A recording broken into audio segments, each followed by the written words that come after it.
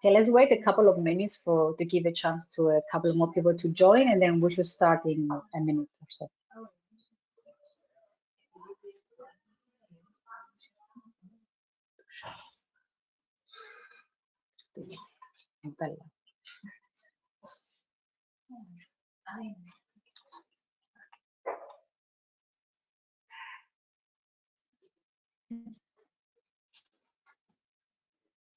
So yes, let's give maybe 2 minutes until more of you join, and then we can start.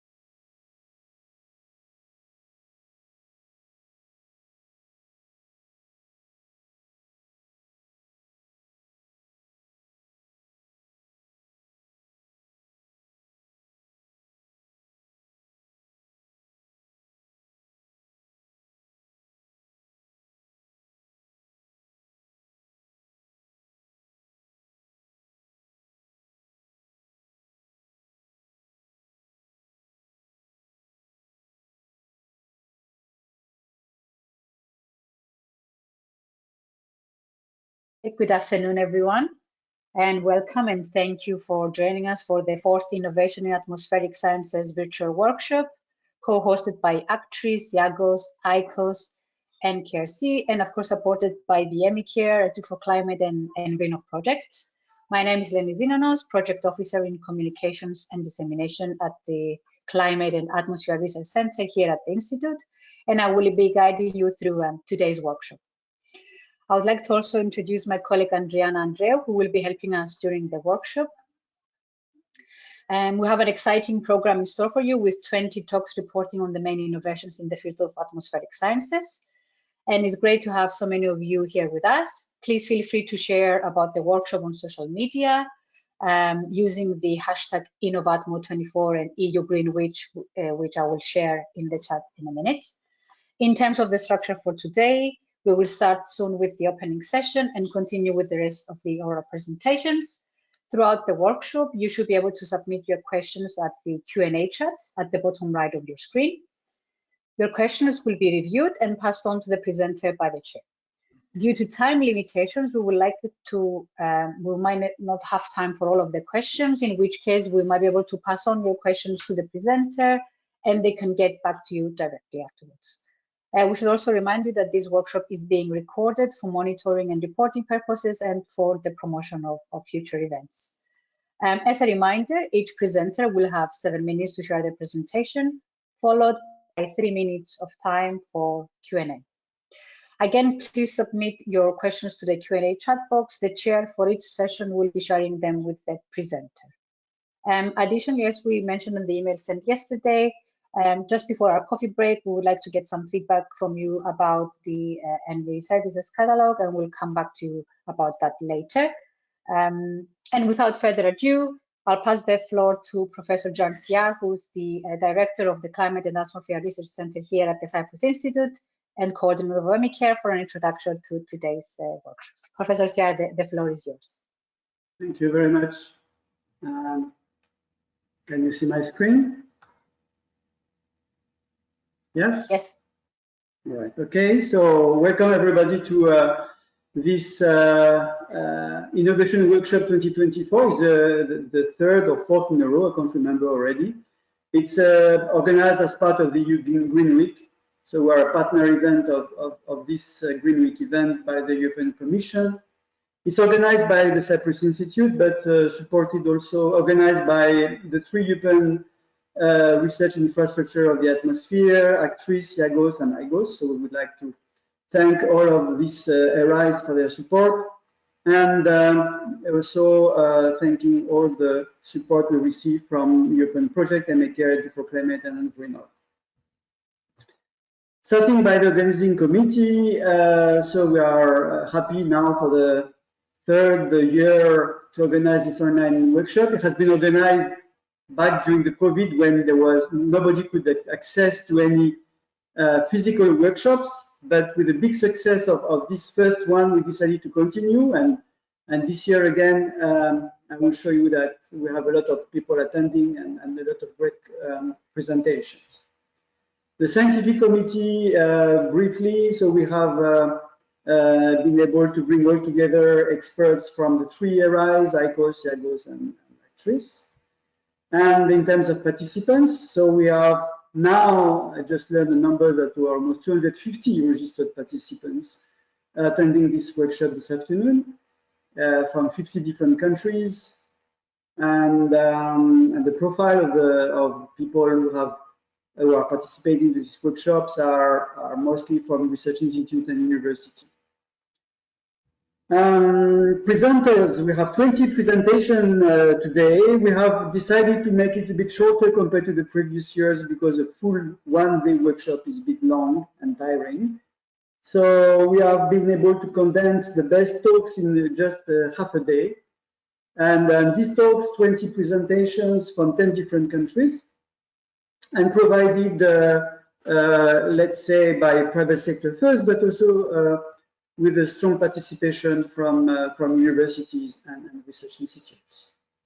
Previous workshop I mentioned, please visit our website. The link is here, that you can watch again the previous workshops of the previous years. There was a lot of great talks that are still interesting to listen again. And of course, this workshop that is taking place today will be again soon available at this link. With this, I would like to thank you very much for attending this workshop. I wish you a great attendance and great talks. Thank you very much again for participating to this 4th innovation workshop.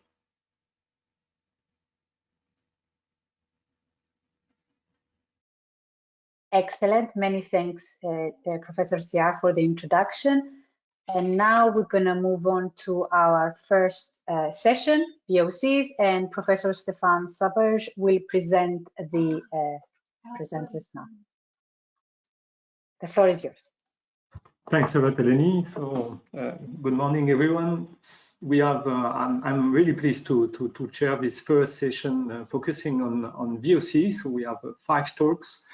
And the first one is from Phaedra Katerini Kozonaki from University of Crete about temporal variability of high-resolution VOCs measurement in Athens. So the floor is yours.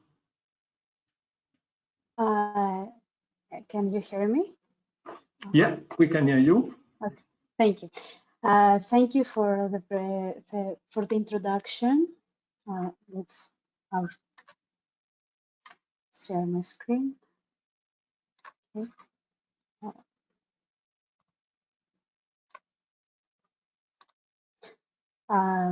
I think you can see the sharing screen now. We can see your screen. Yes, we can see your screen. You can open your camera if you want, and you can start. Oh, okay. Sorry. Okay. Thank you. Thank you, Professor Sovas, for the introduction. I'm Phaedra Kozonaki, and I am a PhD candidate at the University of Crete in Greece. Today, I'm going to present you a study about ambient monitoring in Athens, Greece.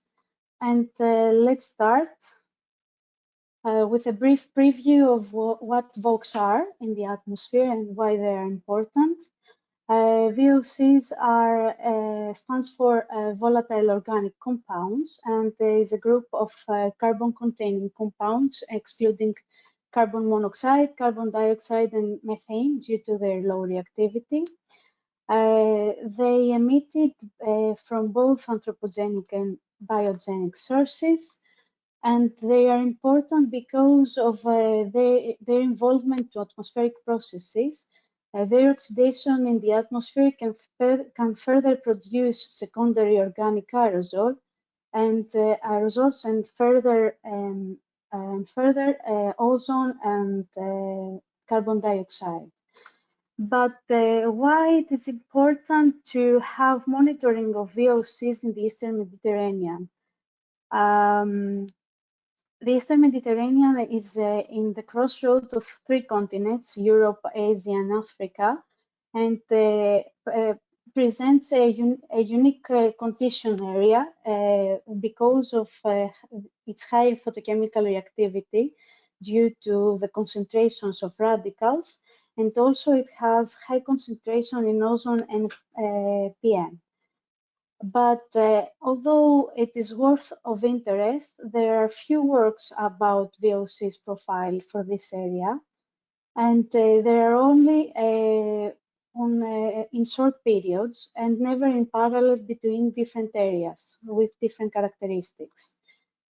Our work refers to Athens in Greece. It was performed at the COR monitoring station of the National Observatory in Athens, which is an urban background station. And our measurement was performed by using a PTR-QMS instrument with a variety of masses, of 47 masses of VOCs.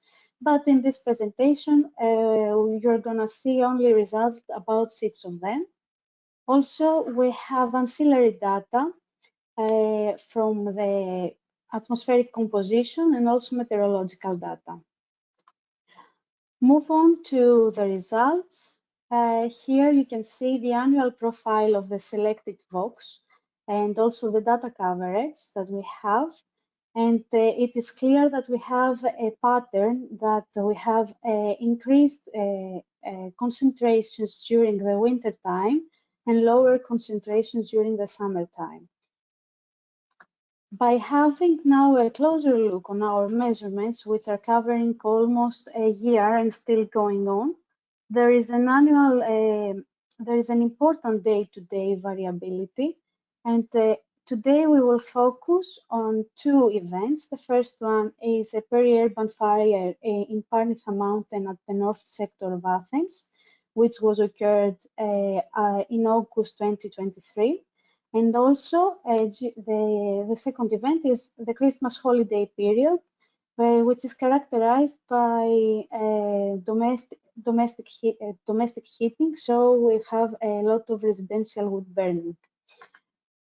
So let's move on. Let's have a look on the levels that we have for the species. And this graph, you can see a correlation between 3 periods. With the stacked ones, we have a background period, the August no fire period. With the striped ones, you can see the forest fire period, and the dotted ones represent the residential wood burning period. It is observed that for every compound, there is an enhancement during the fire period, and this is very comparable to the residential wood burning period. Now for the benzene, toluene, and xylenes, we can see an extreme enhanced during the residential wood burning period. And for acetonitrile and isoprene, this is not the case because we can see that the maxima are during the fire period. Comparing now this species with the tracer for wood burning, the black carbon wood burning fraction, we can clearly see that we have good correlations, but different slopes. That indicates that we have that this species was emitted from biomass wood burning. From wood burning processes, but they have different emission sources. Now we're looking on the seasonal diurnal profile. We can see differences between the seasons for every species, but also we can see some commons. we have here the morning peaks that are traffic related, and also there are elevated levels during the night, which attribute to the residential wood burning. It is very important to highlight the summertime profile of the isoprene that is correlated to its photochemistry, its photochemical reactions. Apart from the chemistry, there is also the meteorology that affects the VOCs levels. Here we can see a clear pattern that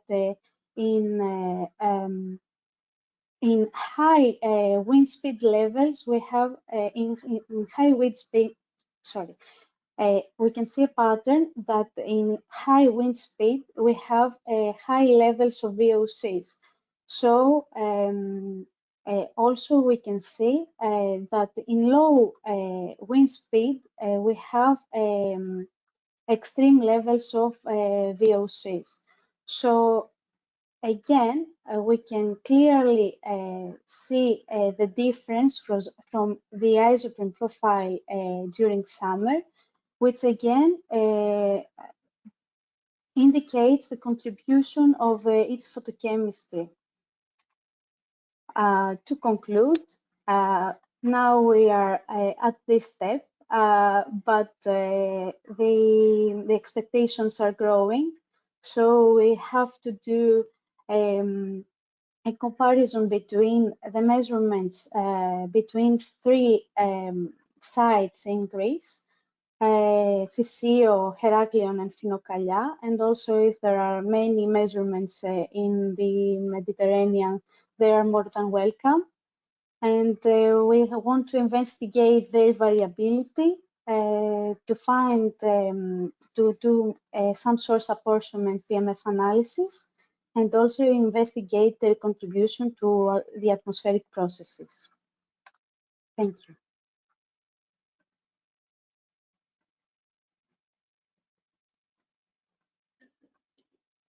Thanks a lot for this very nice presentation.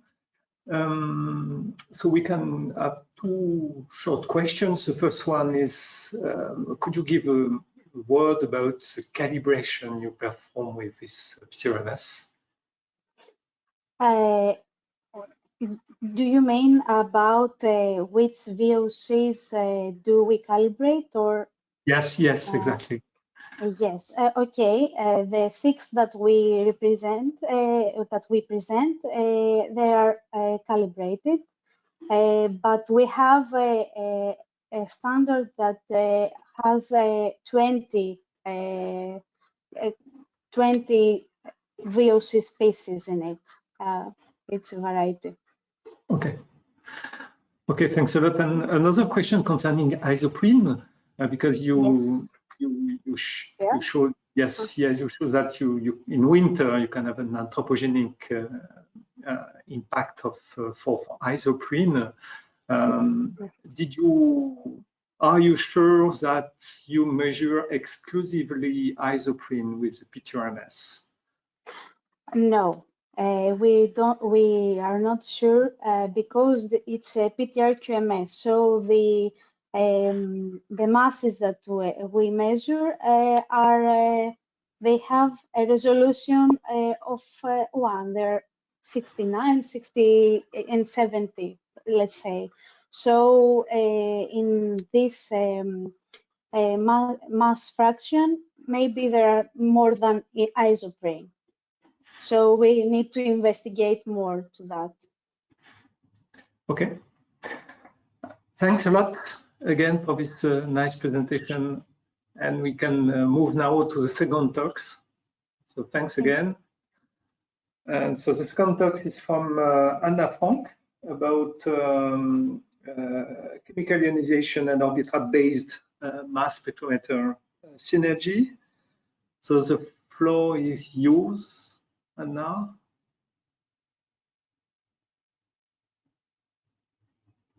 Do you hear me? Yes, perfectly.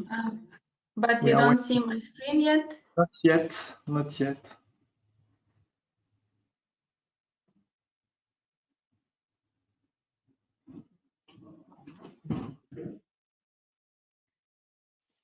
That's okay now. Oh. We can see your screen. You just have to switch to full screen. Like this? Yes, fine. Thanks. Do you see? Okay. All right, so everything is working. Good afternoon, everyone. Thank you for the introduction. So probably already in my title of my presentation, there are some unfamiliar words, but hopefully by the end of the talk, they will be more clear. So my talk today would be based on two recently published articles by Run Long Kai and Henning Finkenzeller, whom I would like to acknowledge. And then also I would like to acknowledge the whole CARSE team. So, yes, so let's think about the challenges that we have in the trace measurements of the trace gases. So we would like to have high sensitivity to measure also the species at the sub-PPT level. So we would like to have also selectivity, so we can choose a specific species from the complex samples. We would also like to cover a wide range of compounds, because as we know, there are compounds varying in different characteristics. So chemical ionization mass spectrometry appeared to be a powerful technique to detect various compounds, even at low concentrations. So since it was used started to be used in atmospheric sciences, we increased our understanding of the VOC oxidation processes and new particle formation, for example, but we still would like to push the boundaries and would like to measure more compounds and improve our instruments. So today I would like to present a multi-scheme chemical ionization inlet, which I have here. Hopefully you can see it. It's like this small inlet for the mass spectrometers. And it allows ionization at the atmospheric pressure, which leads to high sensitivity. Then the reagent ions are only injected electronically, so no contamination of the sample gas, no reactions of sample gas with neutral reagent molecules are occurring, and then it can switch in seconds between reagent ions and polarities. So you can choose which compounds you would like to measure and choose your reagent ion from there. And then so far we have published results with the nitrate, bromine, dimethylaminium reagent ions, but we are constantly working on others, and then we'll keep you updated with the published literature. And also this inlet allows to have access to rapid chemistry and low sample concentrations. So here I am presenting some graphs from the paper from Henning Finkenzeller that was recently submitted in IMTD. And here you can see some details. So reagent gas is entering from here, where it's irradiated by the X-ray. And then only reagent ions are continuing to the ion molecule reactor that you can see here, that the reagent gas, in this case the nitrate, it stays in the upper part, and the nitrate ion proceeding to the mixing with the sample gas, which is coming from here. And then we also have a purge flow coming from here to make sure that there is no reagent gas is entering the sample gas, the IMR, and also that the sample gas are not entering the source. And then here's the deflector, which is responsible for fast switching. So you just switch this here, and then all the ions go to exhaust and not going to the IMR anymore. And then next, I would like to present the orbit trap, which I also have here. It consists of the central electrode and outer electrode, and ions are trapped there in the orbital motion. And then this mass to charge ratio is dependent on the frequency of oscillations, and then from these frequencies we can get the mass spectrum. And the orbit trap has a high mass resolution, more than 1000, and high mass accuracy of 1 ppm. So in the data processing, there will be no overlapping peaks, and it will ease the peak fitting, and so the peak fitting and peak assignment would be quite trivial. And then it can also switch polarities in seconds, and then it also has the integrated MS-MS capabilities for studies with isomers. So here I would like to present an example of 1 minute polarity switching using the combination of MIAN as the reagent as the chemical ionization source, and then orbit trap as the mass spectrometer. And then you can see the reagent ions is nitrate and dimethylaminium. And here's the reagent ions, and here's the target ions. And then you can see that we already get the stable reagent ions after 1 or 2 scans, and then from 0 to the stable reagent ions, and then we also get the information about the target ions. So this switching is working well between polarities, and it has been recently published by Kai et al. In Analytical Chemistry. And here's the results also from this paper of alpha-pinene oxidation experiment, where in the chamber the alpha-pinene was injected injected during the 2 days campaign, and then we can see the immediate formation of oxidated organic molecules with the reaction with ozone. When the alpha-pinene is reacted with ozone, we see the formation of the molecules, and then we see both with the positive signal. Here compounds with O2, O3, O4, which are less oxygenated, and here in green we see with the negative signal, which is O5, O6, and O7.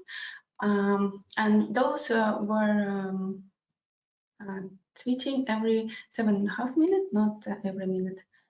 And then these results can be summarized in the picture like this, where here's the number of oxygen, and here's the sum of concentrations. And then we can see in blue all the molecules that can be measured with nitrate, and in red with aminium. And together is the sum. So we can see that using, for example, 2 reagent ions with different polarities, we can much more extend the range of the detectable compound. So to conclude, MIAN orbit trap is the powerful combination. So once again, MIAN is the chemical ionization source. It's clean, there is no contamination, it's versatile. And then orbit trap is the mass spectrometer, which has a high mass resolution and accuracy. And if you would like to know more, you are welcome to visit our website at carsa.fi or contact me directly. Thank you.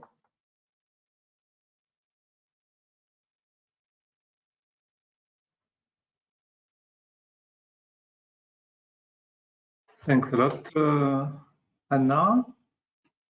I do not see any question on the chat. There is one question, Stefan. Can you see sorry, it? It's all right.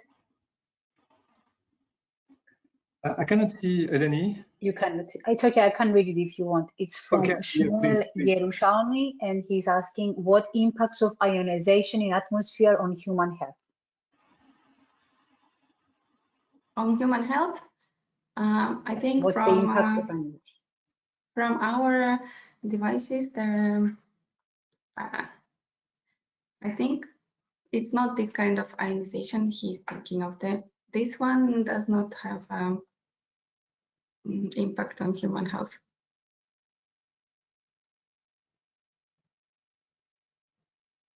Okay, thanks a lot, Anna. I do not see any other question.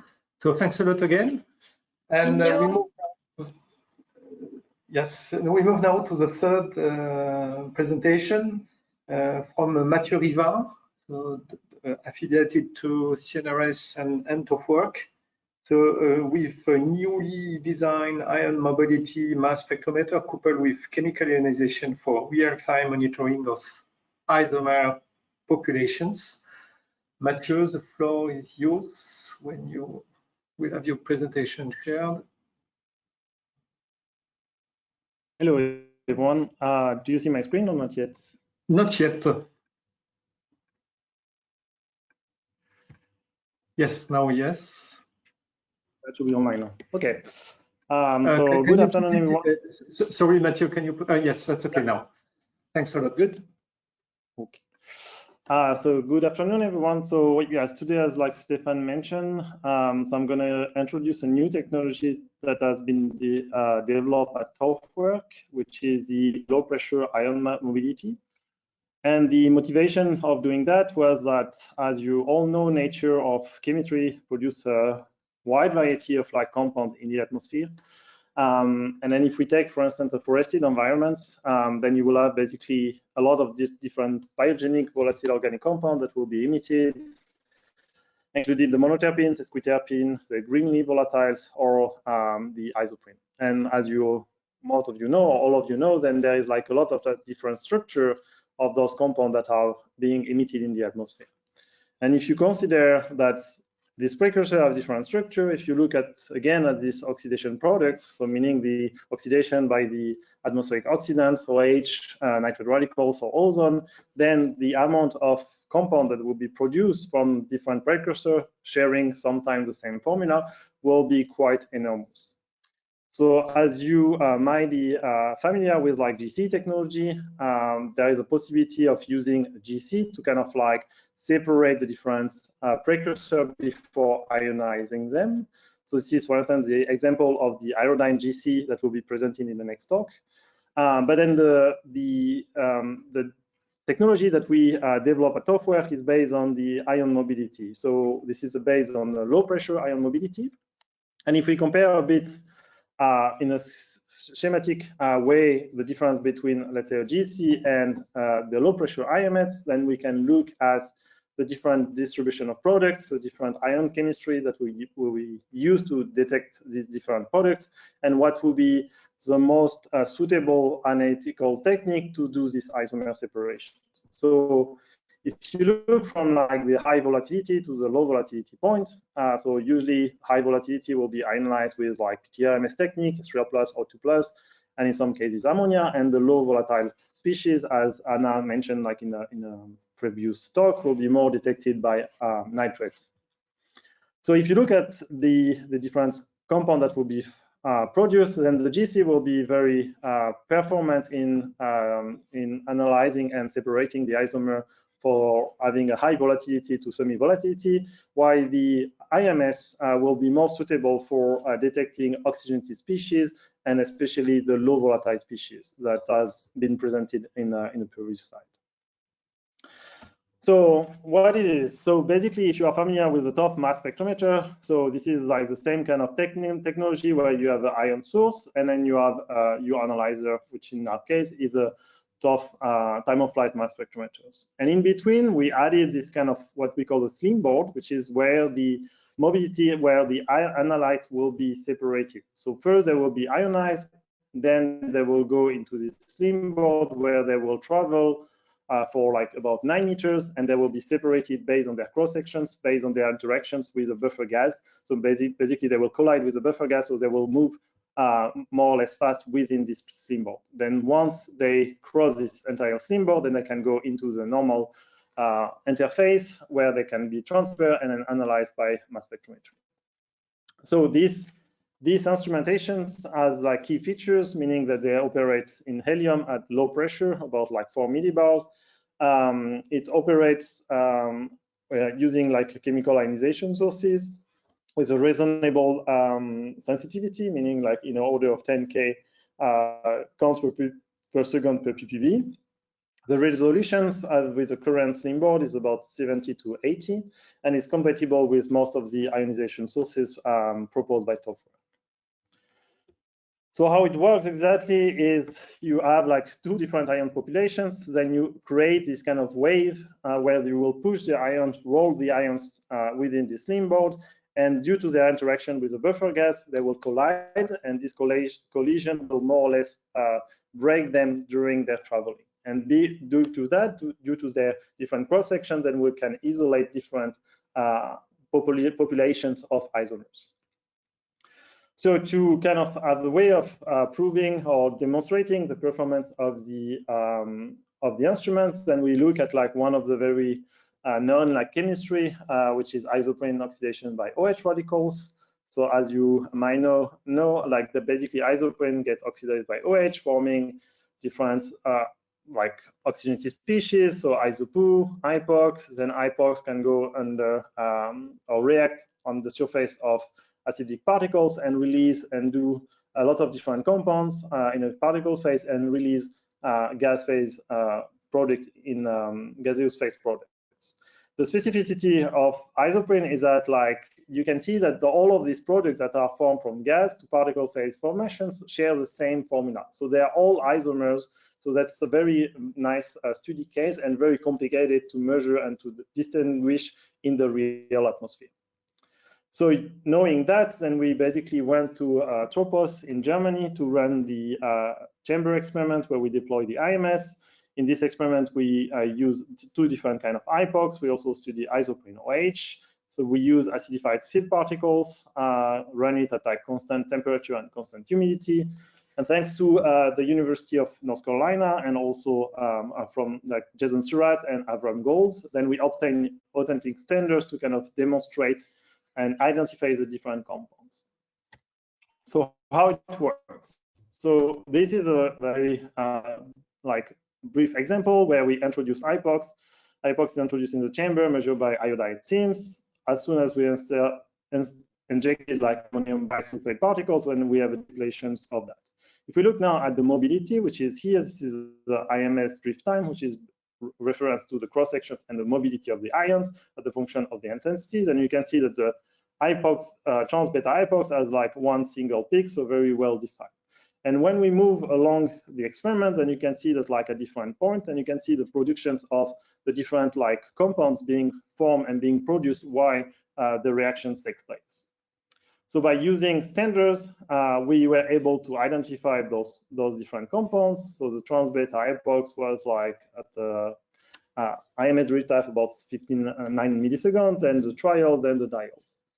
Then doing that, we were also able to do that with isoprene OH, where we were able to distinguish between iso2 to IPOX and the 2 kind of IPOX. So knowing that we can basically have the resolutions or resolve the different isomers, we can also look at their evolutions as a function of time, because this is a time-resolved isomer separations. So doing that, then we can really distinguish the different processes that are happening in the gas and in the gas phase from the reactive uptake of IPOX, but also from the oxidations of a given precursor. And knowing that, we can really better quantify the abundance and the relative contribution of individual isomers to better constrain either gas or particle phase chemistry. So this is like basically the take-home message that we would like to give you today, is that this new technology is really enabled to do the isomer separation to very further characterize gas and particle phase, and especially for IPOX reactivity, then we were really able to kind of pin down the quantity of carbon that has been released from a given reactions, while it has been impossible before. And with that, I will thank you for your attention.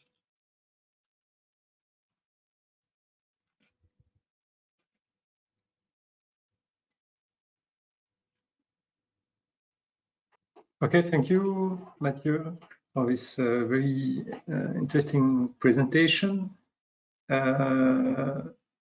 Eleni, I don't know if you have question on the chat. Can you see, Stefan? I sent you one. I can read it if you cannot see it. Yes, it's please. From Hussein. Of course, Please. yeah, it's from Hussein Bouya. Hello, in the context of ensuring accurate VOC measurements, could you elaborate on the best practices for selecting and using calibration gases, particularly when dealing with diverse range of VOCs in an industrial setting? I can. It's like quite outside the scope of the presentations. If like, I mean, this is a more general questions about chemical ionizations.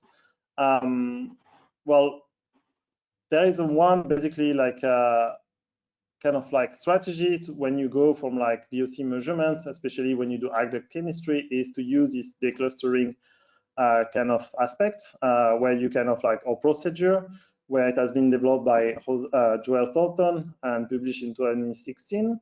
The group in Newlish is also developing methodology for ammonia-based chemistry, where you kind of quantify based on selected like VOCs that you can run with a cal gas or with LCS or LCU, and then based on that, then you can determine the binding energy of your adducts. And then when you go to the field, when you have like basically unknown compounds, then you can kind of like lower down the uncertainties by doing the clustering scan, by just trying to better quantify, but have a better idea of the compound that you are measuring within the field, when it's like basically you have no clear idea of what you are measuring.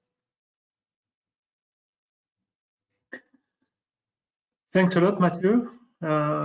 Thanks for the answer to this question, and we go for the next one. Thanks again.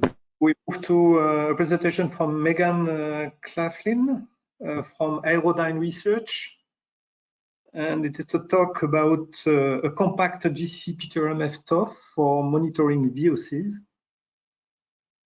So Megan, I don't know if you can, yes, we can see you now. Hi, And can you hear me okay? Yes, we can hear you. Okay. Great. The screen is there. Okay, and then let's see if I can get rid of, there we go, that's a little better. All right, hopefully that looks okay. Yes, it's okay, perfect. Okay, perfect, thank you. I'm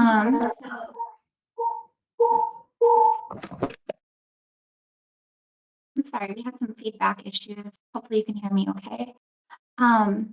So my name is Megan Claflin, and I am a scientist with Aerodyne Research. And today I'm going to be talking about a new instrument package that we have, which is a compact GC PTR system, which we feel is well suited for the long-term monitoring of atmospheric VOCs. So briefly, this is not the first time that Aerodyne has taken some of our advanced research grade instrumentation and converted it into a new instrument package that is well suited for a long-term monitoring application. So this was previously done with taking the technology developed for the aerosol mass spectrometer and creating the aerosol chemical speciation monitor, or the ACSM. So here, what was developed was a more compact, easier to use, lower power system, but it also had lower performance specifications. But because of the smaller footprint and the effective lower cost, this really lowered the energy barrier to deploy more of these systems to acquire data at the same time. And so because of the success of this development, the ACSM was implemented in a number of research monitoring networks to create data sets that really enhanced the spatial resolution of the particle phase data that was acquired. And so now the thought is, what if we were to do the same idea, but so that these research monitoring networks were also acquiring gas phase organic data, which would provide insight both into the emission of these compounds and their oxidation products, and the impacts on radical cycling and photochemistry, along with the formation of pollutants like tropospheric ozone or secondary organic aerosol. But before I talk about the entire GC PTR package, I first very quickly want to introduce just the Aerodyne GC systems for those of you that are not familiar with these. These have been available for the last 4 to 5 years. And we think of the Aerodyne GC as an atmospheric GC or an environmental GC, meaning that these are online in situ systems that are actually 2 different instruments in one. So it has the GC component, but it also has an integrated thermal desorption pre-concentration system. And this is what makes it sensitive enough to make ambient speciated measurements where we have typical limits of detection of 1 to 5 ppt. So because the GC offers this extra dimension of separation, we can resolve isomers, just like Mathieu just explained very well for me, but more on the volatile side than what the IMS is optimized for. And then also the other benefits of the GC is that it's a great tool to understand your ion allocation. So for those who are familiar with chemical ionization techniques, the GC is a great tool to understand if you're having fragmentation or cluster formation or mixed ion chemistry regimes occurring in your reactor. So this helps improve your quantification, and then it also offers enhanced sensitivity because we do pre-concentrate. So these Aerodyne GC systems, we couple with all different types of detectors depending on what it is that either us or the user is up to for their measurements. But today, I'm just going to focus on coupling the Aerodyne GC with the new Vocus ELF. So the Vocus ELF is a proton transfer reaction time of flight mass spectrometer, but a compact version. So if those of you are familiar with the Vocus 2R, or you've seen these out, the Vocus ELF is about 1/3 the size of the Vocus 2R and a fraction of the cost. However, it also has lower performance specifications compared to the 2R. But those lower performance specifications are offset when we couple the Vocus ELF to the Aerodyne GC. Because the GC has enhanced sensitivity due to the pre-concentration, we don't need as sensitive of a detector. And because we have this added dimension of separation ahead of ionization, we don't need a detector that has as high of mass resolving power. J'ai pas beaucoup de temps, si tu peux aller vite. Oui, il faut que j'aille chercher, je les ai lancés à l'imprimante, puis Antoine me les a envoyés. Ouais. Ok. C'est bon, je les récupère après. Ouais, bisous. Can everyone please switch their microphones off? There is a microphone on. Thank you. Okay. So also due to the pre-concentration, we also have still the low limits of detection of 1 to 5 ppt when the GC is coupled to the Vocus ELF. So looking at some data, here is the ambient detection of monoterpenes with the GC ELF instrument package. And what you can see here is that the system is automatically alternating between GC PTR detection and then direct PTR or non-speciated detection, which is the high time resolution data that we more commonly see with these online chemical ionization techniques. And so what you can see here is that you gain this semi-continuous isomer speciation from the GC, but you don't lose the high time resolution data of the direct PTR measurement. And the reason that this regular speciation is important is because these isomer populations change over time, which gives us valuable information about changing sources. So if we look at this data in a little bit more details, this is just zoomed in on a subset. Aside from this switching between GC PTR and direct PTR being fully automated, we've also designed the methods that the GC samples while the PTR is doing direct sampling. And this allows us to get an apples to apples comparison or a direct comparison between the high time resolution data and then the speciated data from the GC. This is just looking at another similar example of the ambient detection of C9 aromatics. And what I wanted to point out here is that with this regular GC operation, the system also offers the ability to analyze isomer-specific diurnal patterns. which is important because these structures do contain valuable information about sources, health impacts, photochemical processing, and then also local meteorological dynamics. But with any instrument, and especially one designed to do long-term monitoring, it's not just about good hardware. It's also important that we have really robust data processing software. And so we've been doing a lot of work at Aerodyne to fully automate our data processing software, both for the high resolution mass spectral data being AuTOFware, and also for our chromatographic data analysis software, which is called AutoTurn. And both of these are now fully available and are out in the community. So if you're interested, please reach out. And so with that, I will just say thank you, and I'll take any questions. Thanks a lot for the presentation. So I'm really sorry for the interference during your talk. That's okay. So I do not see any question on the chat, except if Eleni, you have one. But I have one question. You mentioned by presenting the GCs that you are capable to measure or to separate oxygenated compounds with your GC. Could you elaborate a bit? What is it something you have already tested with this combination with PTRMS and GC system for oxygenated compound? Absolutely. So with the GC systems, we've calibrated for over 100, probably closer to 150 different VOCs.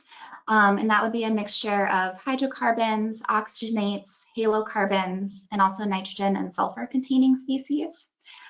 So we, as far as oxygenates are concerned, are compatible with doing like alcohols, aldehydes and ketones, esters and ethers, and even epoxides. What the GC is not compatible with is the resolution of labile species. So hydroperoxides or carboxylic acids are not well suited for this method because of the thermal processing. And so that would be an important distinction to keep in mind. Okay, thanks a lot. A challenge when you measure oxygenated compound with a GC system is to manage the water interference. So is it something you have already in your system to avoid any impact of water content in your sample? Absolutely. So we do this in multiple ways, and we've also calibrated from dry conditions up to over 90% RH. To test for the effects of humidity. We do offer a water trap that goes into the system especially for users that use electron ionization and are looking at the very high volatility species like ethane and propane. But the other thing is that we also, for any system, regardless of what you're looking at, part of the method is a post-collection water purge, where inside of the method we've built in a step to drive off any residual water that's collected in the thermal desorption system. And so we handle water in a couple of different ways. Okay, thanks a lot. Thanks for the presentation and the discussion. So we move now to the last talk of this session. Given by Spiro Yorga from TOFWork. The title is Standard Air Quality Monitoring via Mobile Platforms and PFAS Detection. So Spiro, we can see you. No, not yet.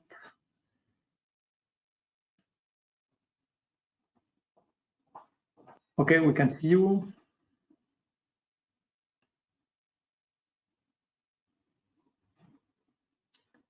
We can see your screen. Screen. Can you see my screen? Yes, your screen, yes. This is just the background for now.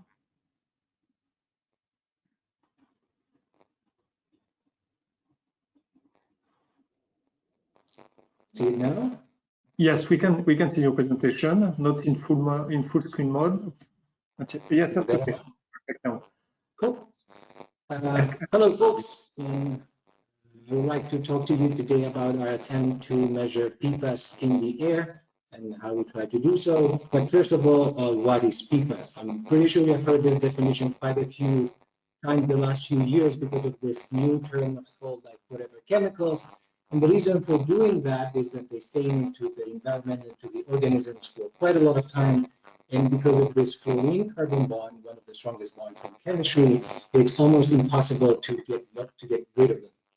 And the problem is that they're pretty much everywhere around us. They come like from many different sources. They come everyday products, even like industrial processes. We even use them in firefighting purposes.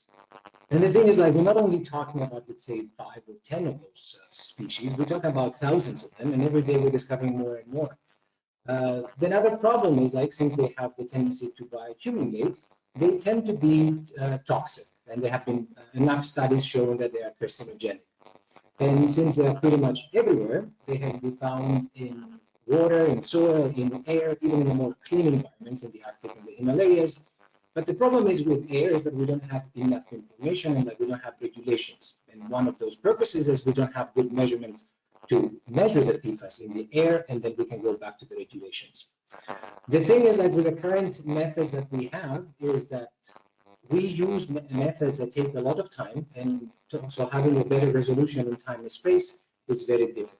So we have limited understanding of the emissions and how they change into the atmosphere, how they evolve, and how they transport it. In order to do that, we will need a detector, so we have the ability to be able to measure them in real time. In order to do so, we propose the use of chemical ionization mass spectrometry, which already we have like a preview before. So analytes in the air, they can be pretty much many different stuff.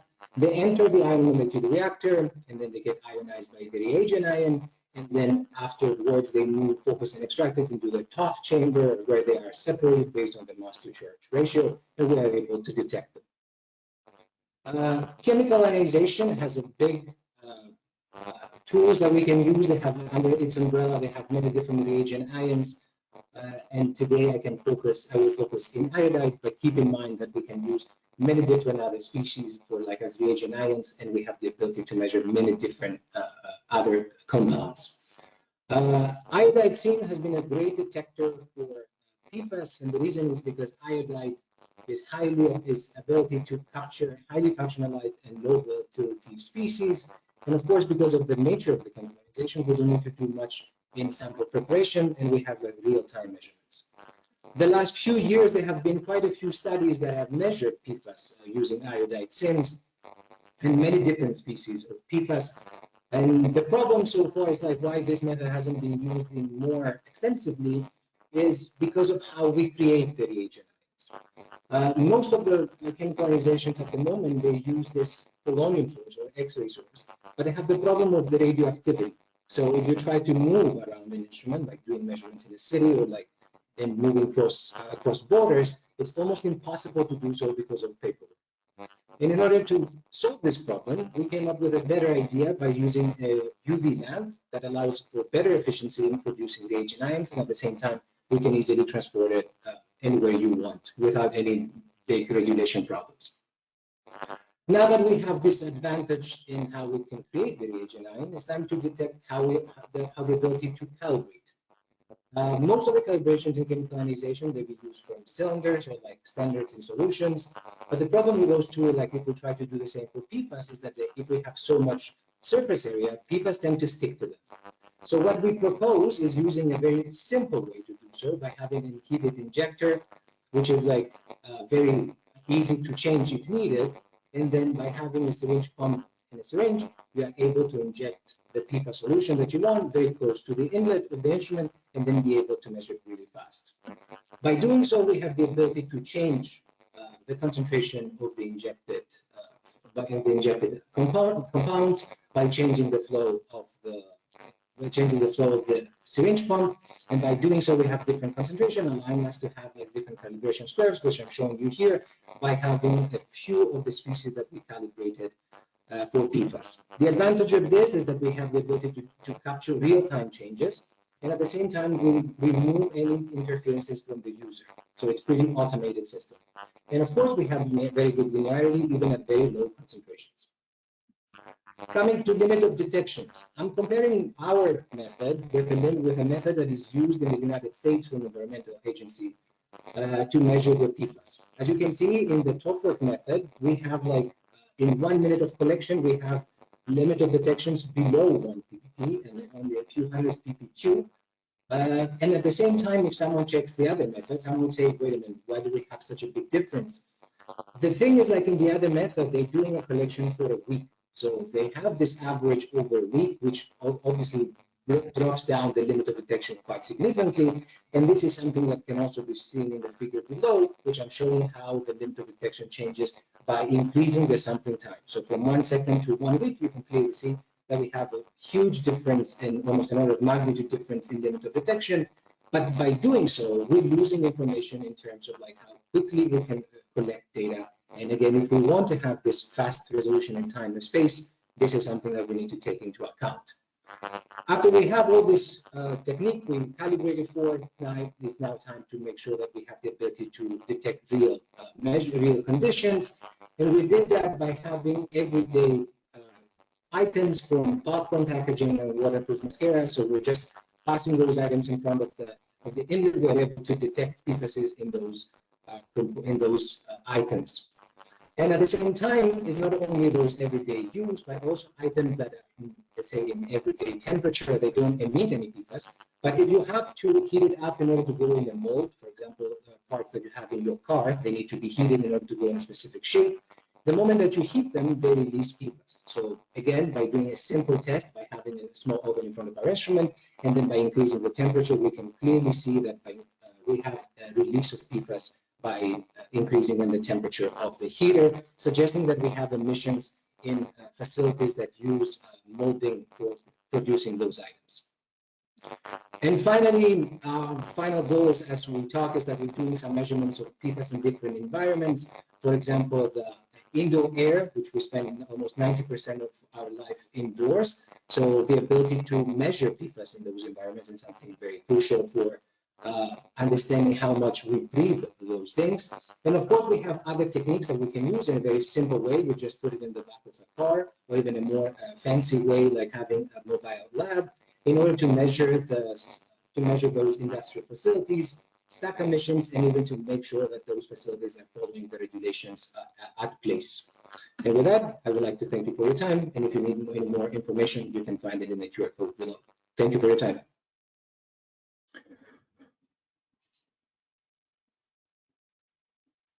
Thanks a lot, Ciro. So I do not see any question on the chat, and since we are a little bit out of time, I will close the session. So thanks a lot, Ciro, for your presentation.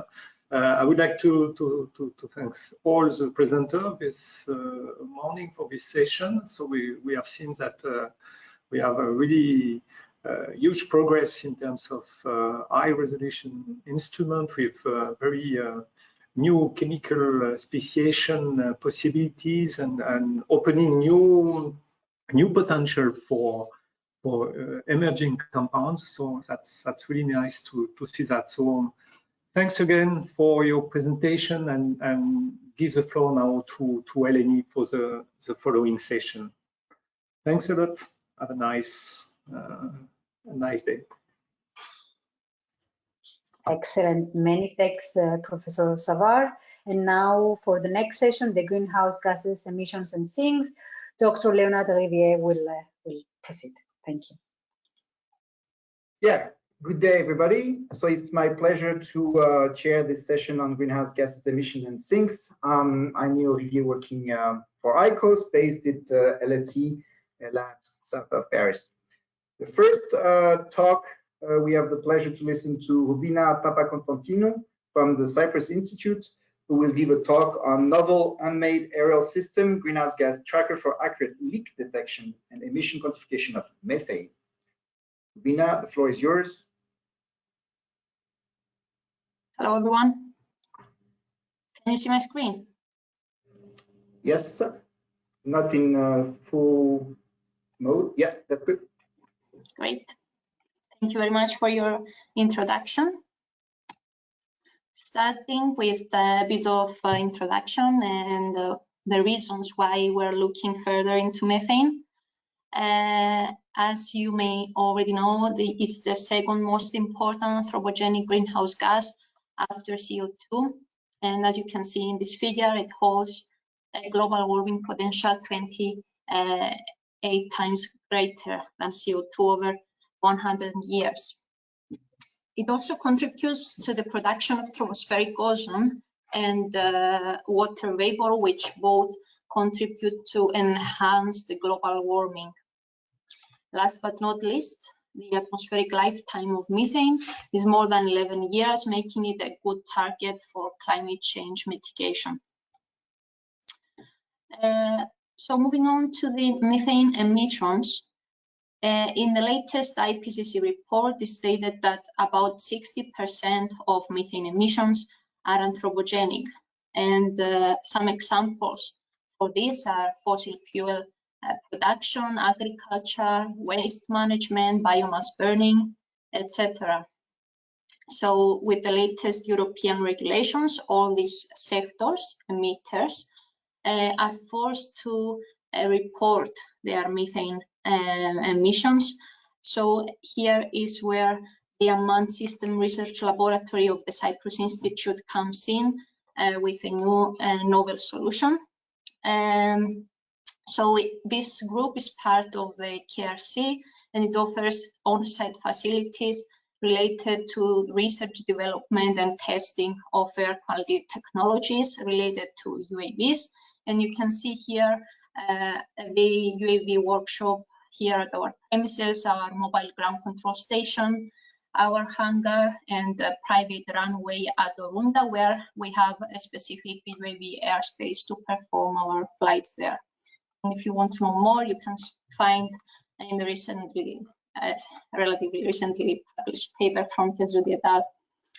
So this novel UAV methane system comprises of a high endurance helicopter that you can see in the figure on the right, and it's manufactured in-house, so from USRL at CYI.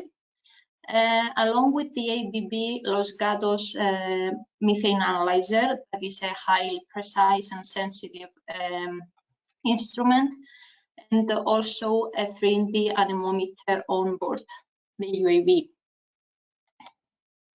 So in order to evaluate the performance of this system, we performed many control release experiments at the USRL runway in Orunda, where we were having also wind ground-based measurements, and the control release point ranged from ground-based up to 6 meters height above ground, and the release flow rate of methane from 2 to 20 liters per minute. The outcome of these experiments was that we successfully managed to detect methane even at low release rates and when the conditions were not that ideal for such kind of measurements, meaning we need ideally the wind measurements to be more than 2 meters per second, and we managed to do that with less than that. Moving forward with our project, we wanted to quantify also emissions from a nearby cattle farm, so 2 kilometers away from our runway in Orunda. So what we did is that using our novel system, we performed flights in horizontal legs pattern downwind the source and at different height levels above the source point. And in this case, the source was, of course, the cows. So we started from 2 meters, ranging up to 15 meters above the cow level. And here you can see a typical UAV flight pattern with the colors indicating the methane concentration. But what the European Union wants is actually emissions. So we want to translate these concentrations into more fractional or kilograms per hour, which is what they're asking. So to do this, we employed the Gaussian plume modeling that calculates the mole fraction of methane as a function of distance from the source point. This is the equation of the model. I'm not going to go into details of the different parameters affecting, of course, the analysis.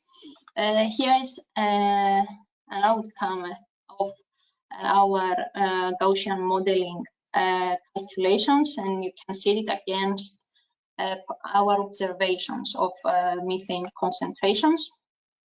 Some further steps are to perform, of course, frequent flights at the cattle farms and explore any potential seasonality of methane, as well as explore and quantify the emissions at all different sectors we experience here in Cyprus, emitters being agriculture, landfills, and fuel and gas industries. The highlight of this project will be the upcoming Total campaign, that there will have blind control release tests that we will need to detect and quantify the emissions using our novel system. And with this, I would like to thank you all, and happy to answer any questions. Thank you. Thank you. Thank you, Rubina. I think I see, yeah, the question and answer window just popped up to me. So I hope this one is, yeah, did the analyzer have any sampling tube, or it was measuring directly from the instrument inlet? Yeah, so actually our instrument is not a sniffer, so no tube, no need for a tube. It's just directly sampling the air and analyze it inside. It's a spectrometer, yeah. Okay, good. Thanks again for a nice presentation of the facility and this new tool. Let's move on to the next talk then, which is presented by Veronika Pospisilova from TOFWERK also. There was also a talk by Mathieu on the previous session. And the title here by Veronika is, again, mobile monitoring platforms for methane source identification, but not only methane, as I understand. Floor is yours, Veronika.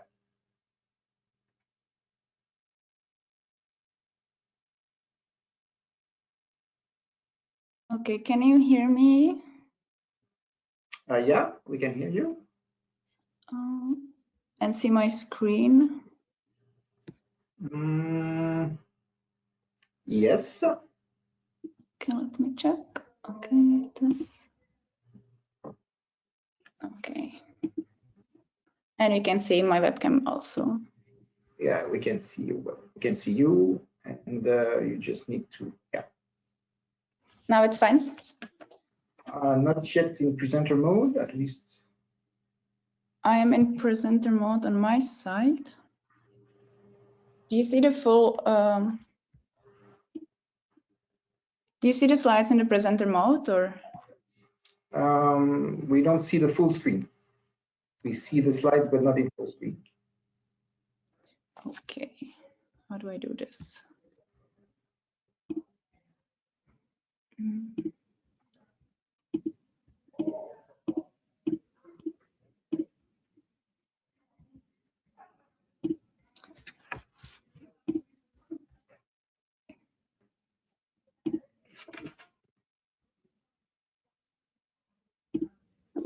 Okay, I don't know actually why it is not working.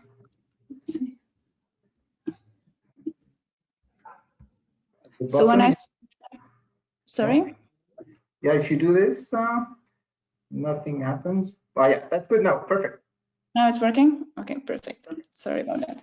Okay, so I have 1 minute less now, okay.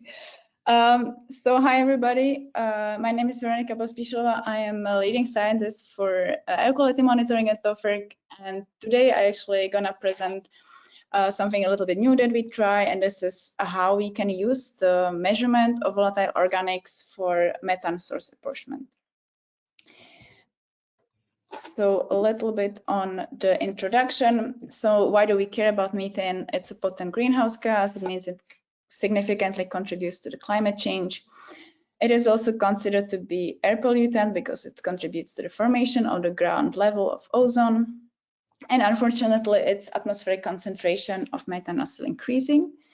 And more than half of the global methane emissions actually arise from human activities such as landfills or agriculture or fossil fuel production and its usage. So nowadays we have kind of good estimates on the global budgets of the methane and also the main emitters. But if we go locally, the picture looks quite different. So the methane emissions are kind of logically location specific. So for example, here I'm showing the San Joaquin Valley in California, where they measure the methane and they determine that the main emitter is livestock and then major management. And if we go to the Front Range in Colorado on the right, where Colorado has a significant amounts of actually dairy farms and agriculture that are shown by the yellow squares, the main emitters are actually the natural gas and the oil wells. And this information on the local sources is actually quite crucial for the local and federal governments in order to ensure the compliance with the regulation and also to check on the reporting whether these facilities are actually obliged to do to the local authorities. However, differentiating the sources of the methane is not as straightforward as one could imagine, because the landscapes where we are measuring are often quite complex, with many different pollution sources that are located close to each other, as you can see here, for example, on the map of Denver in Colorado. And the way we are approaching this is we are doing measurements with our mobile vans, and we are measuring volatile organic compounds, and we try to basically look for tracers and VOCs that we can link to the methane emissions. So the first campaign when we tried to do this is a campaign that was conducted with a van that was customized for the Colorado Public Health and Environment Office. And as you can see in this van, we have two mass spectrometers. So it's the Vocus Eiger and the Vocus Bipolar AIM. And these have two different reactors and they are using different reagent ions. So we capture the very broad variety of the volatile organics and also inorganic molecules. And we are also using Picaro to measure H2S and the methane itself.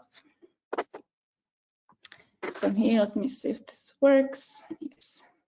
So here's just an example of a video drive that we conducted in Colorado. And I'm showing some tracers measured by the PTR, so benzene, toluene, and xylene, so the typical air pollutants. But we also measured basically some methane sources, and we were interested if we can determine the sources of the methane in this area. So if we zoom in into the region, we can see that there is some landfills and there is dairy farms. And it is basically close to impossible to disentangle where the methane is coming from using the methane data alone. But when we have the Vocus data, we can basically measure the VOC. So I'm showing here the toluene on the right. And we can see that the plume of the toluene is basically enhanced in both of these plumes. And if we go further and I show the ammonia measurement that is measured by the bipolar TOF, the ammonia is enhanced basically only in one of the methane plumes. So we can kind of tentatively assign this plume coming from of methane coming from the dairy farm. If I have a closer look on the dairy farm, we can see that we clearly measure more tracers basically of this dairy farm with the Vocus.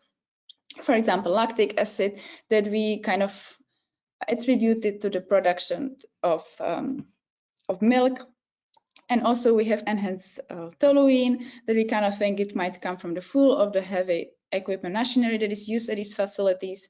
And clearly we are measuring the methane and ammonia that appear for the same time and are probably linked to the cow waste. And if we then try to analyze another plume, the situation actually looks quite different. So we have still enhancement in the toluene, but we also observe acetic acid or ethanol and other light volatiles organics, and we think that they come basically from the waste decomposition, and we can kind of then link this data or link the methane to being a source from these landfill sites.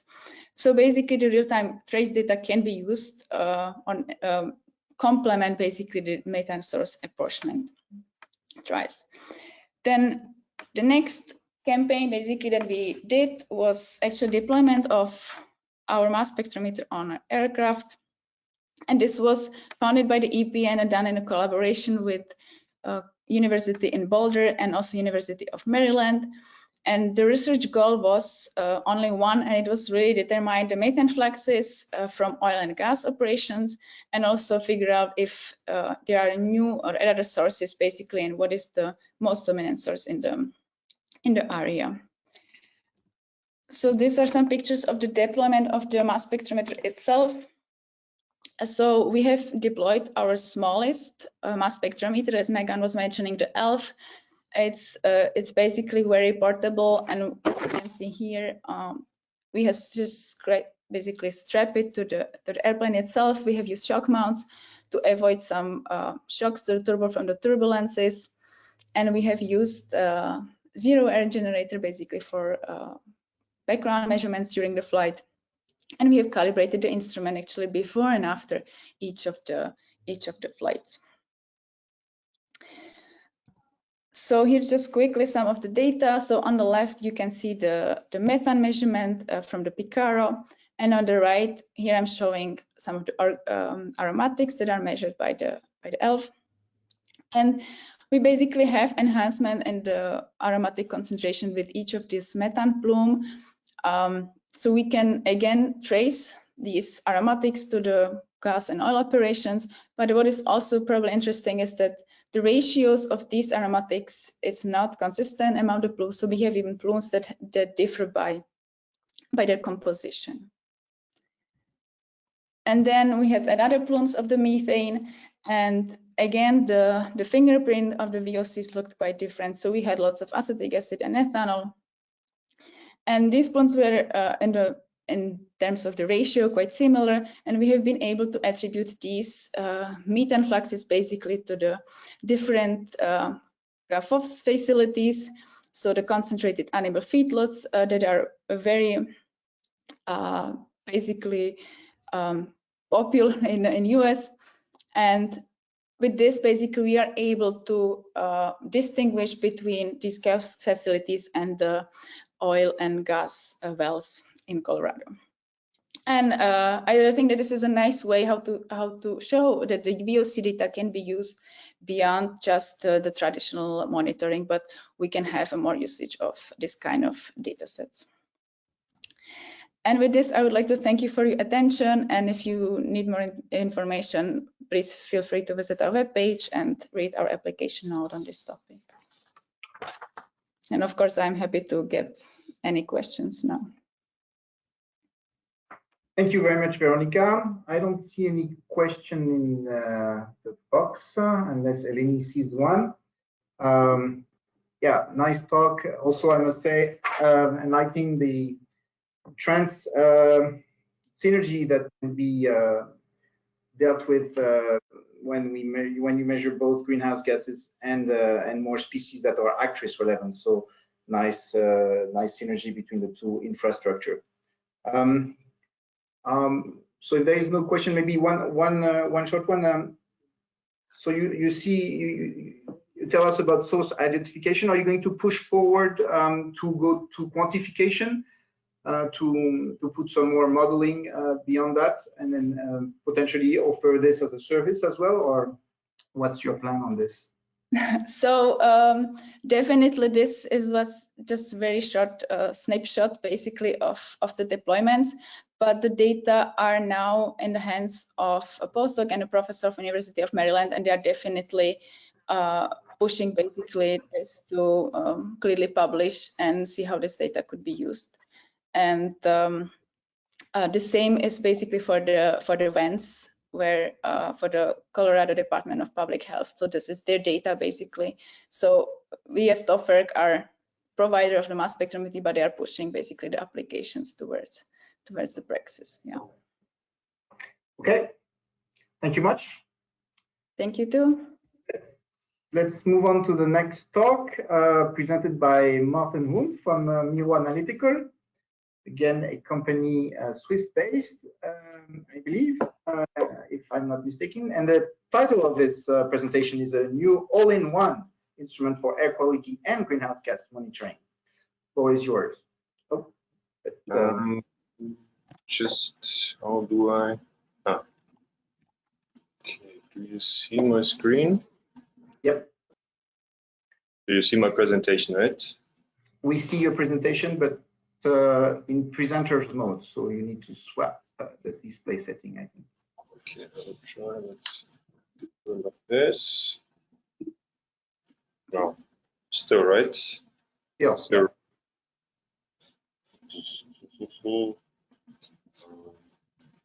If you go under this menu, display. Oh.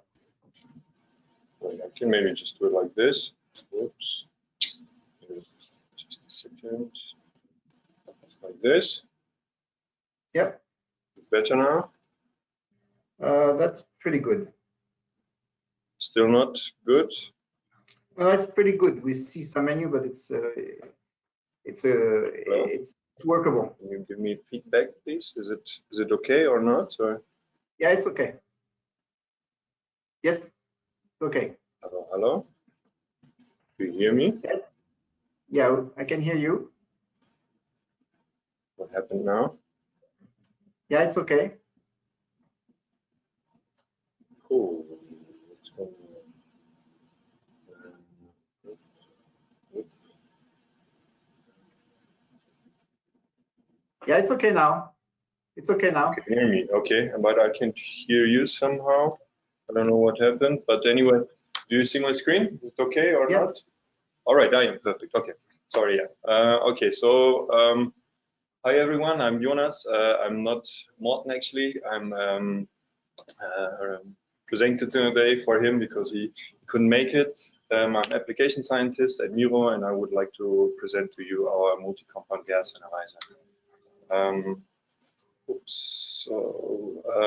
We are a young company from Switzerland, so we are close to Zurich, and since October 2023, we are now part of VUCA.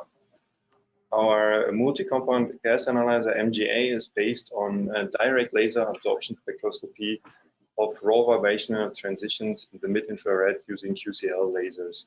And so here I show an example of CO, where we have the full vibrational band, but actually we are just picking one raw vibrational band, and we choose an intense one and one which doesn't expect to have any interference from other atmospheric compounds.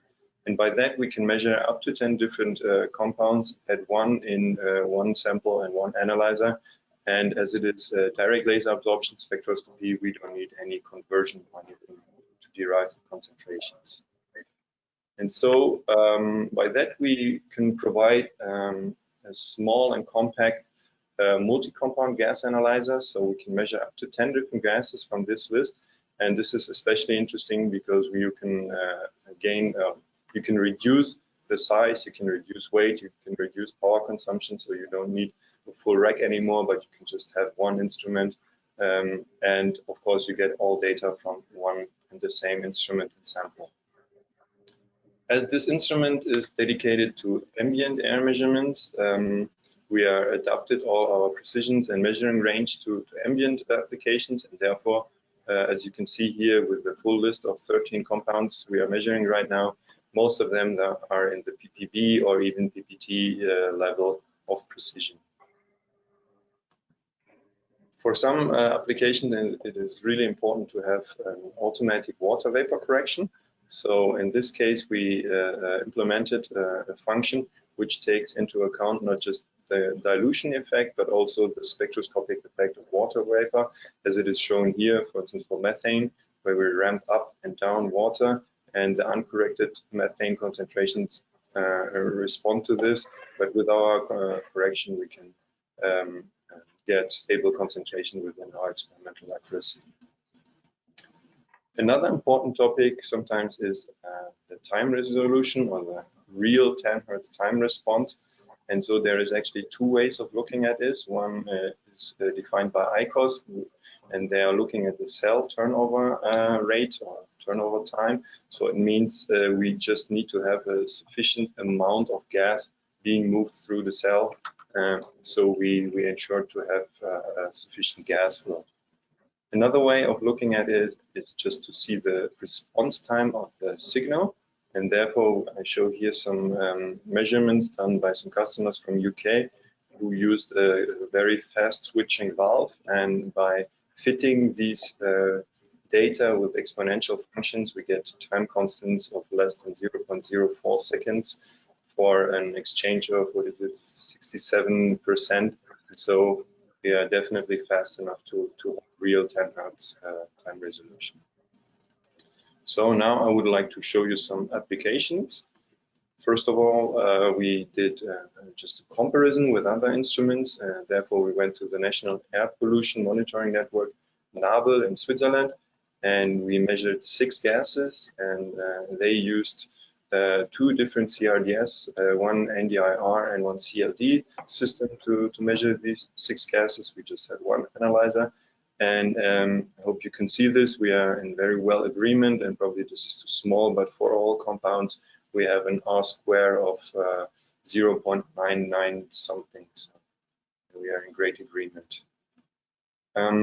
As I already mentioned at the beginning, we have a compact instrument, so we can have up to 10 different gases in one small compact instrument, and this is very beneficial for especially aircraft measurements or airborne measurements. So in this way, they can save a lot of space, weight, and power consumption.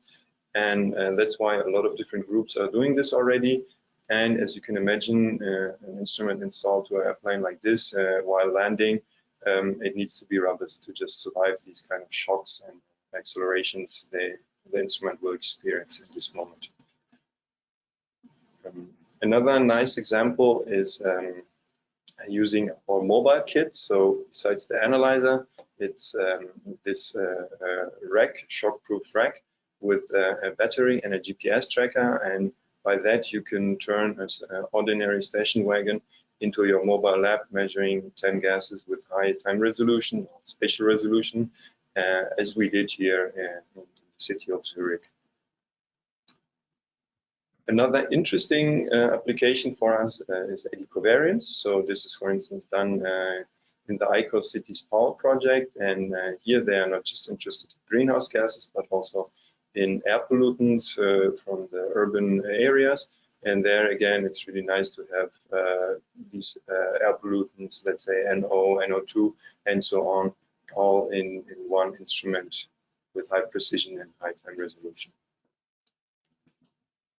Another example I would like to share with you is actually just a one gas instrument, but it's a really high precision instrument. So it's installed to the Jungfrau Joch in Switzerland. So it's a research station at 3,500 meters altitude.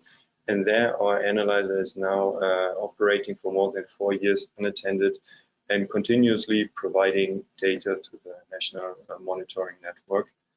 And as you can imagine, in a situation like this, with really clean air, you have really low NO2 concentration. So it's shown here for 1 month with only a few events having concentrations above 1 ppb.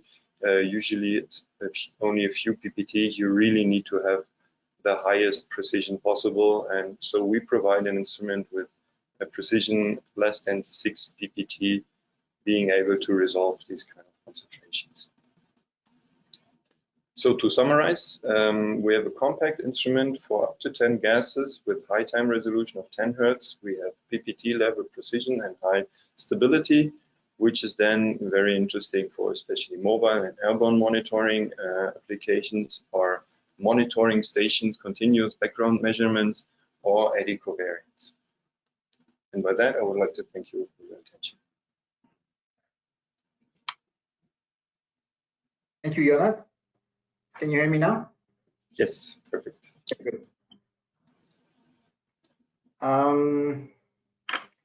So I don't see any question on the chat. Correct me if I'm wrong, Eleni. There is one question. Does the MIRO have been compared to other NH3 analyzers? If so, is there any available report on it? NH3. I don't think there are any data available right now. I'm not sure. At least we weren't involved to that. Sometimes we are not aware of everything our customers do. I think there was something done quite recently in France, but I don't know if data are available yet, so we don't have anything. In general, for sure, we measure ammonia, and I think it's mostly a problem of sampling and all these kind of things, but from precision point of view, I think our instrument is suitable to resolve the common ammonia concentrations.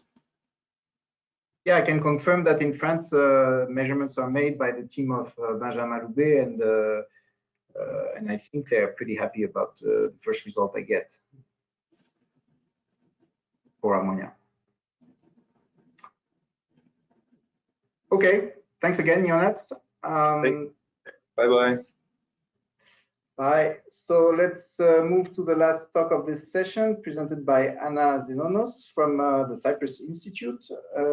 And the title of her talk is Application of Deep Learning Methods for the Creation of the First National Tree Airborne Inventory of Cyprus and the Estimation of Carbon Stock. So we may move a bit subject, nevertheless staying in CO2 and carbon issues. So the floor is yours, Anna. Thank you. Hello, I'm Anna. Thank you for the introduction. Can you see my screen? We can see your screen, yes. Perfect. So yes, hello, I'm Anna Zenonos. I'm a PhD student in atmospheric sciences under the supervision of professors Jean Siar and Philippe Sies. I'm here today to give you a short presentation about our work on the development of the first national airborne tree inventory for Cyprus and the estimation of tree carbon stock. Firstly, why is this important, especially for Cyprus? According to recent studies, Cyprus is a climate change hotspot that experiences higher and higher temperatures every year. And during this climate crisis, national action plans are constructed, for which LULUCF is of high importance to examine how close we are to become carbon neutral. Trees contribute significantly to the reduction of carbon by absorbing it, and therefore monitoring of tree resources is of high importance. Unfortunately, in Cyprus, every national forest inventory that has been done in the past was implemented by using old-fashioned techniques like sampling, and no remote sensing data have been used. So our research is focused on the development of such an inventory and using state-of-art AI models and high-resolution data. Deep learning models and high-resolution image data provide an efficient tool for up-to-date forest monitoring and estimation of carbon stock, and giving us the opportunity to monitor the evolution of forest closely and examine the influence of forest fires and other parameters. So such models are useful in the development of national tree inventories and reforestation campaigns, monitoring of deforestation and forest fires, estimation of carbon stock, and then to achieve carbon neutrality, and therefore assisting the achievement of the EU Commission aim for the reduction of carbon emissions by 2030. Several European countries are using such models to create national tree inventories. Some of them are Denmark, Finland, France, and especially Denmark, that we are already collaborating with them to develop our inventory. So our strategy is the use of high-resolution aerial images that have been selected by the Department of Land and Survey in Cyprus, and by using a deep learning neural network model that has initially been developed for Denmark. And this model is adapted to the Cypriot landscape to estimate first the number of trees and the area covered by trees in a reference area. I will just explain to you briefly the graphical representation of the model. So basically the model receives an aerial image of high resolution, and by using neural networks, it implements two different procedures at the same time. The first procedure is the creation of density maps to find the number of trees. by using Gaussian kernels, and the second procedure is the creation of crown maps from which you can estimate the tree covered area in the reference area and the reference image. The second part of the model is the estimation of height of each individual tree inside and outside forests. So the model again receives the aerial image, and by using neural networks, it creates the canopy height maps from which it estimates the height of each tree. I will focus today on the first part of this, which has already been implemented by us, which is the National Airborne Tree Inventory for Cyprus. So our analysis is basically divided into two parts. The first part is the use of 10 centimeter per pixel data to study 3 different areas. The first area is the Troodos National Forest Park, which is a significant part of the forest area of Cyprus. The Athalassa National Forest Park, which is a forest park that is located in the heart of Nicosia, the capital city, and a small urban area to actually test the efficiency of the model in such a scenario. Today, because we don't have so much time, I'm only going to show you the results for Troodos National Forest Park. So here is the map of the forest park by using the high resolution orthophotos that we possess. And this forest park actually, it's extended to 91 square kilometers. So the question is, how many trees are there and how big is the tree crown covered area? And the model, again, it creates binary images, creates crown maps, and from these crown maps, we found that there are almost 1 million trees in Troodos forest area, and the tree crown covered area is equal to 16 square kilometers. It's the first time that something like this is done for Cyprus. And so we are very interested in also experiment and doing some experiments with other parameters, such as the tree cover density and the number of trees. And here is a plot of the tree cover density with the number of trees per reference area. As you can see, there is some noise in the data, and each data point is colored according to the average size of tree crown in the reference area. As you can see, tree cover density does not necessarily imply a large number of trees, which shows the biodiversity in the Troodos National Forest Park, and also other conclusions that can be derived from this observation. So the second part of our analysis for the National Airborne Tree Inventory is the use of 50 centimeter per pixel resolution data to study the full area of Cyprus, at least the non-occupied part. And today I will only show you the forest area, our results for the forest area of Cyprus.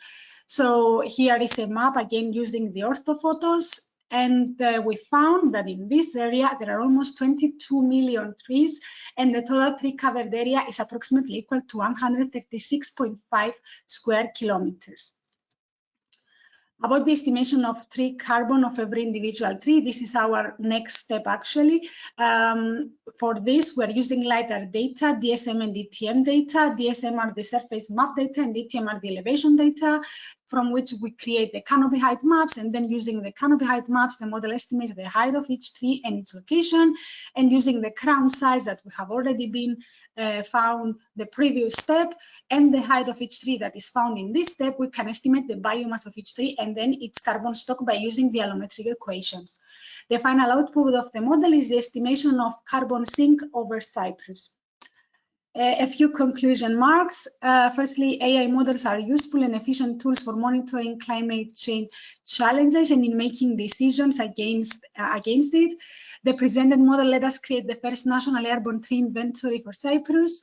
Estimating tree height and tree crown size allow us to estimate biomass and the carbon sink of every individual tree. And monitoring of carbon stock contributes to get strategic decisions to achieve carbon neutrality. The first part of the results that have been presented today are reported in our upcoming paper with the title AI powered estimation of tree covered area and number of trees over the Mediterranean island of Cyprus. Thank you for your time, and please feel free to make any questions. Thank you, Anna. Thank you. For this rush through the forest in Cyprus. Is there any question, Eleni, that you can report? There is one. There is one now. Can you see it, Leo, or I can read it? I cannot see. I'm still on the Miro one. I don't see any other one.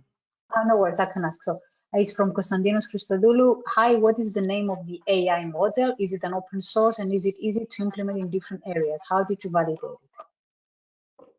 Yes, the model has been developed by Lee et al. 2023. It is freely accessible. The difficult part is to find data to use the model on. The model is freely accessible and can be adapted easily to different landscapes by using the same kind of data, actually orthophotos of high resolution.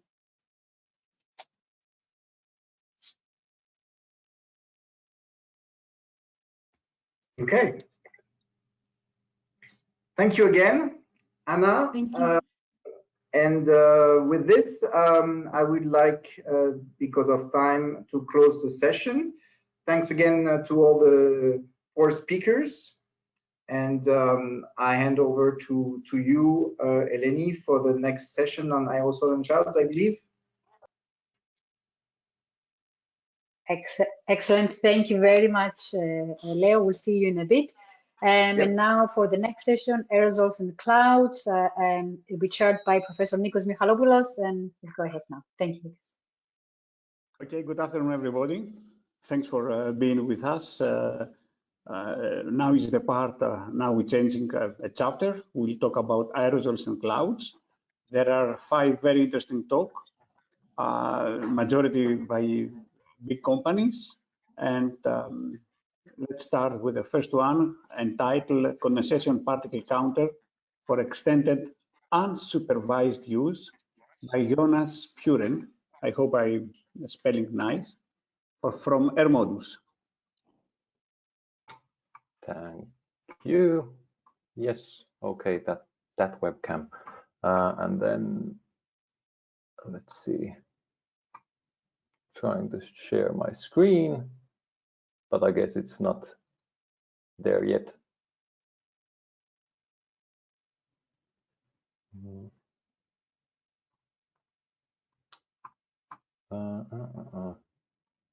No.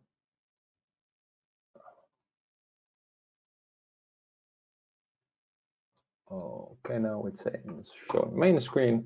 Yes. Sorry for the delay.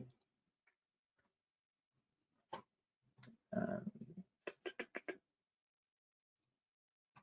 is it now okay? Yes, very good. Okay, and you can hear me perfect. Yeah, exactly. Problem, Jonas. Floor is yours. Thank you for the introduction. I'm Jonas Puren from Hermodus and presenting something a bit more basic today. So talking about condensation particle counters and their use for unattended long-term measurement. So as most of you might know, in the aerosol field, condensation particle counters are kind of the basic workhorse of most aerosol measurements. So it is used in numerous applications and to mostly to just count the total number of particles down to a few single-digit nanometers. And I'll quickly go over the basic working principle of a CPC, which is that it's made up of basically 3 parts. First, you have your saturator in your instrument where alcohol vapor is introduced along with your particle aerosol flow. Then you have a cooled condenser where that said alcohol vapor will condense onto the particles, growing them to micrometer sizes where they finally can be optically detected. And the size that you can detect depends on quite a few factors. One of these is the temperature difference between your saturator and condenser. Then there is impact of particle composition on the activation efficiency and basically hence the size. And finally, the working fluid. And the working fluid is kind of the topic of this speech because unlike with many other instruments, CPCs use a consumable working fluid. And this is actually something that quite often limits the measurements that you can do with these instruments because the time basically when you have to refill the instrument is on the order of weeks, months. So it's not the best alternative always for very remote measurements, measurements in masts or other hard to access places.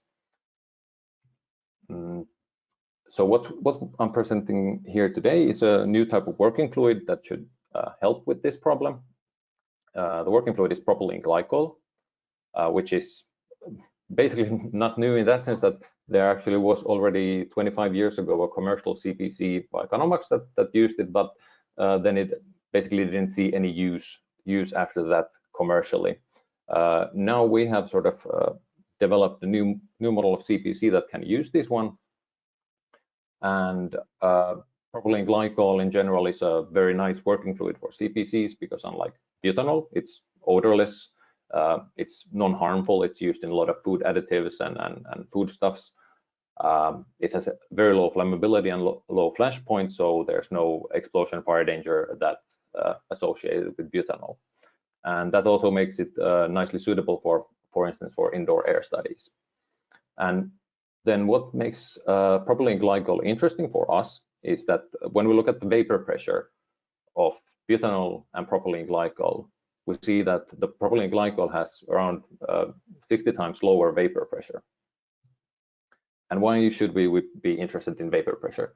Well, as mentioned, the consumable fluid is of course dependent on the amount of vapor you produce. So if you can produce less vapor, you will be using less consumables and your instrument will be available to run for longer times.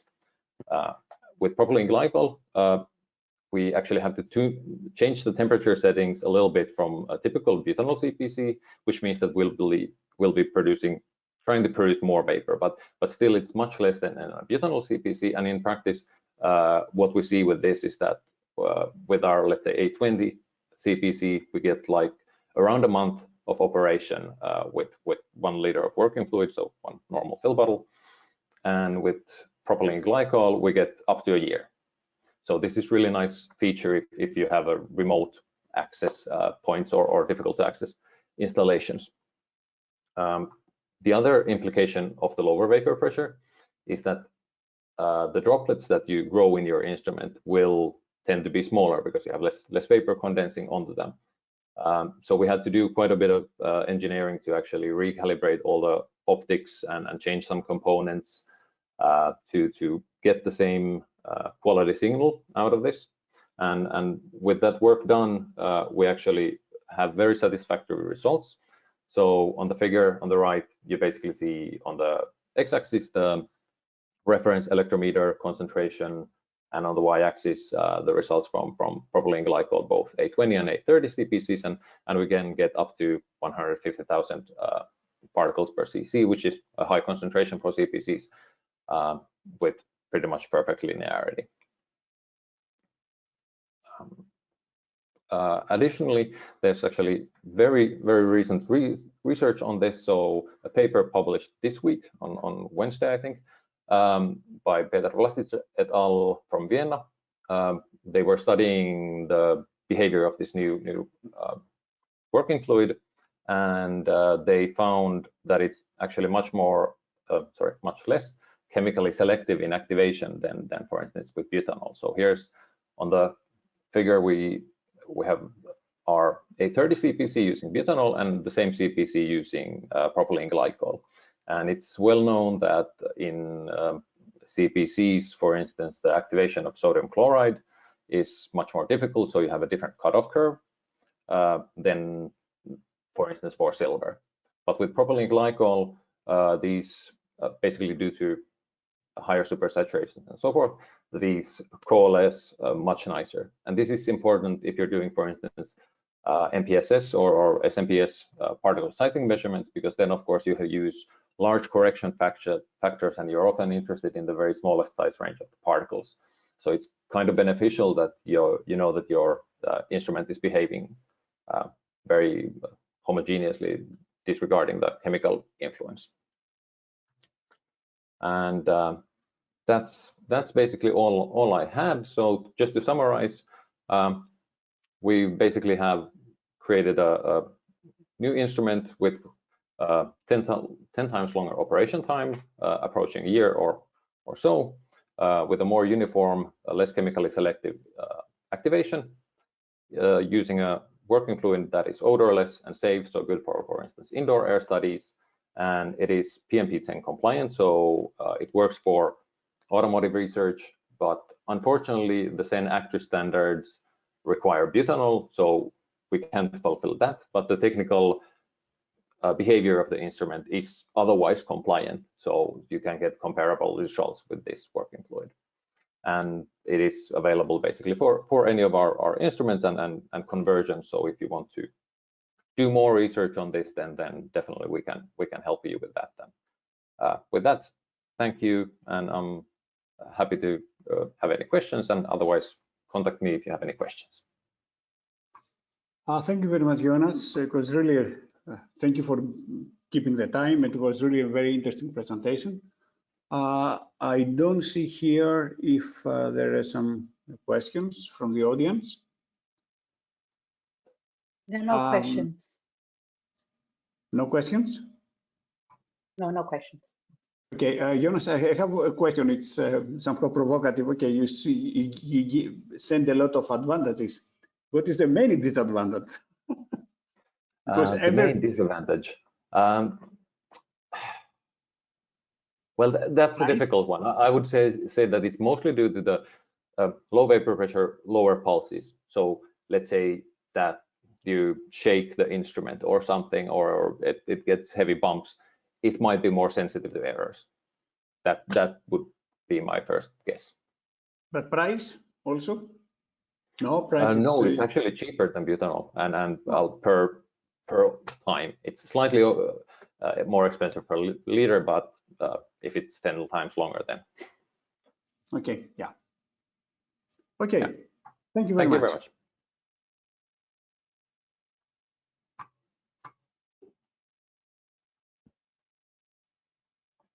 Okay. And now we move to the next presentation, entitled Twist Cloud Property Sensor by Zachary Payne from Aerodyne.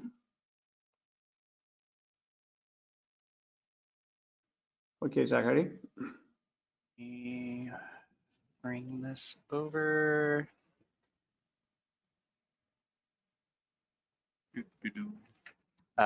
Is it presenter mode or? Yes, we can see also the following slide, but it's fine. It's fine. Oh, I can swap. Okay. Oh, now it's excellent.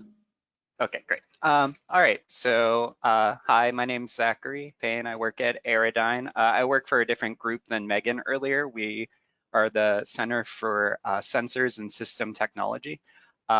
We specialize in producing low-cost, well, relatively low-cost, robust, autonomous sensors for trace gases, aerosol optical properties, and in this presentation, I'll be talking about our cloud property sensor.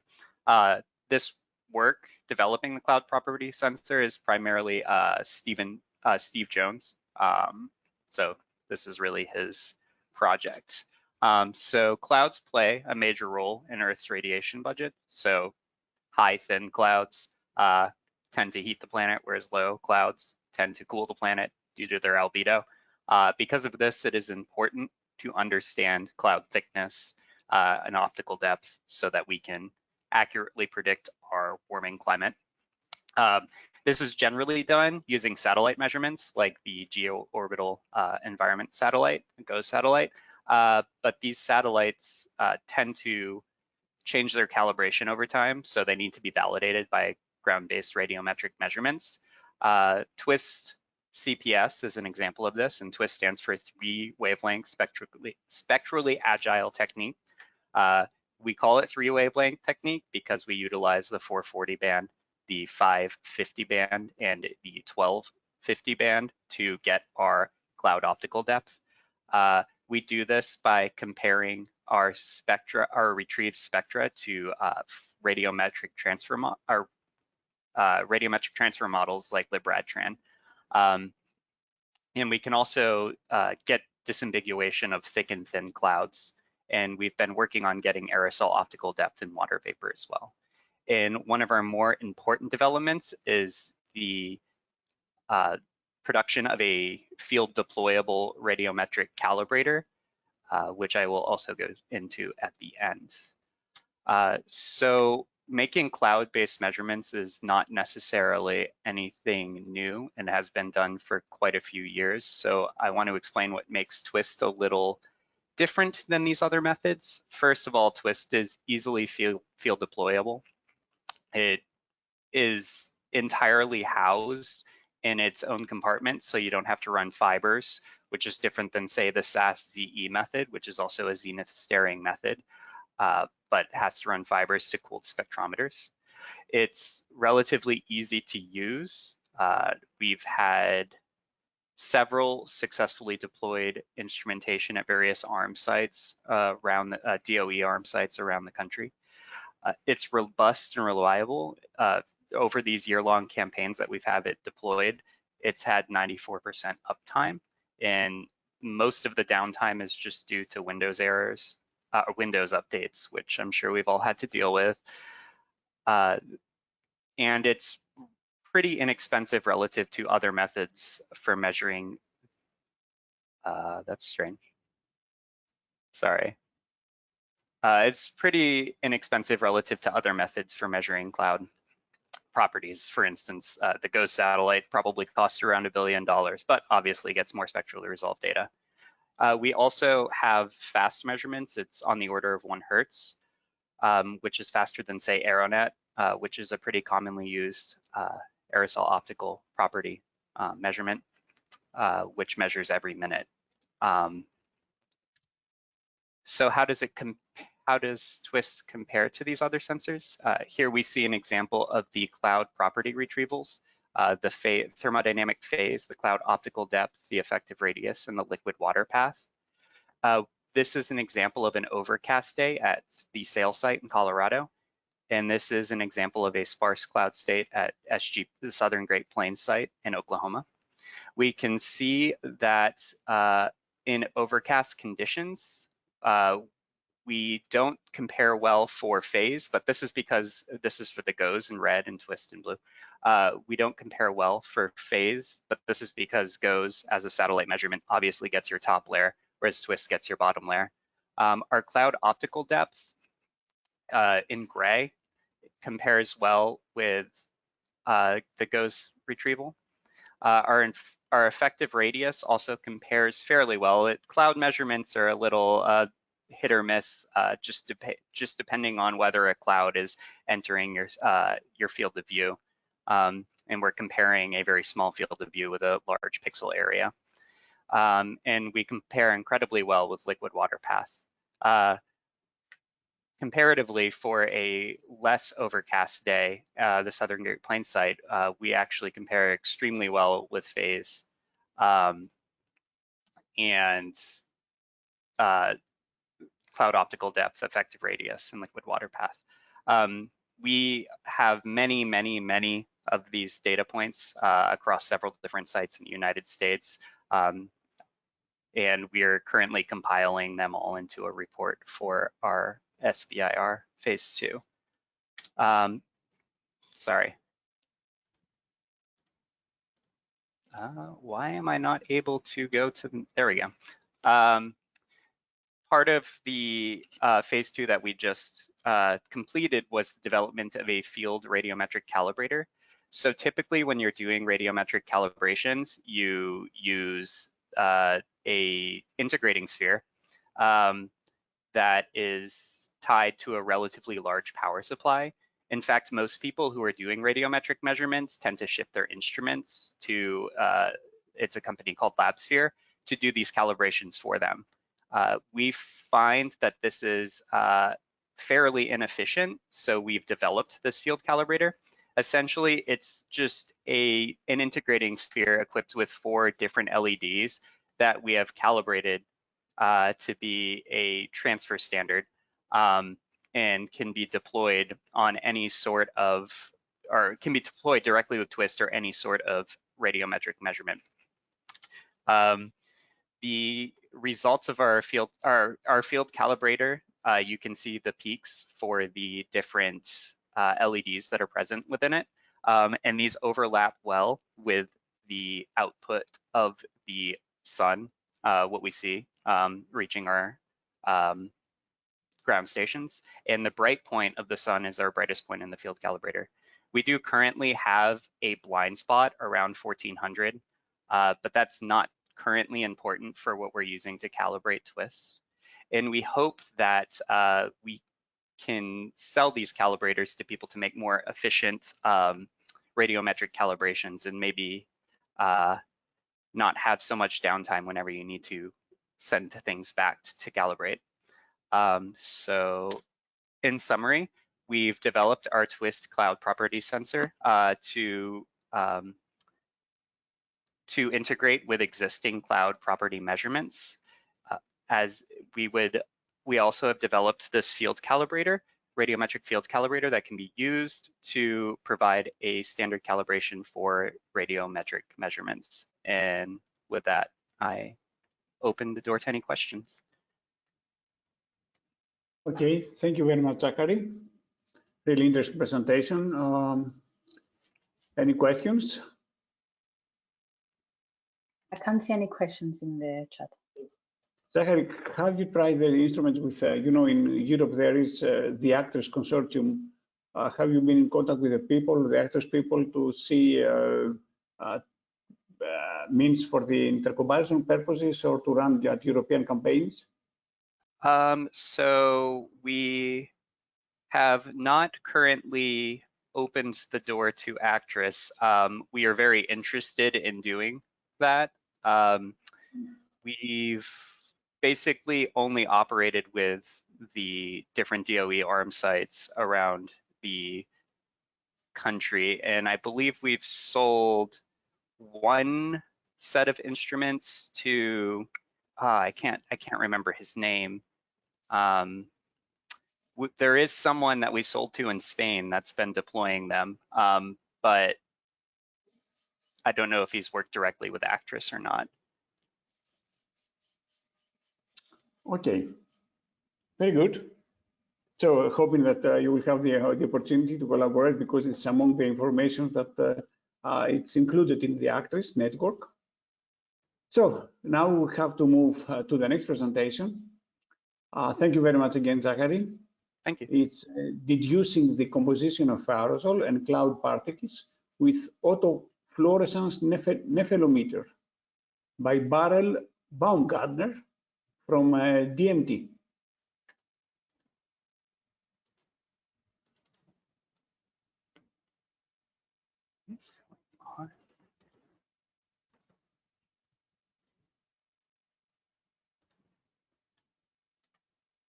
Okay, yes. We cannot hear you, Barrel. Probably you're muted.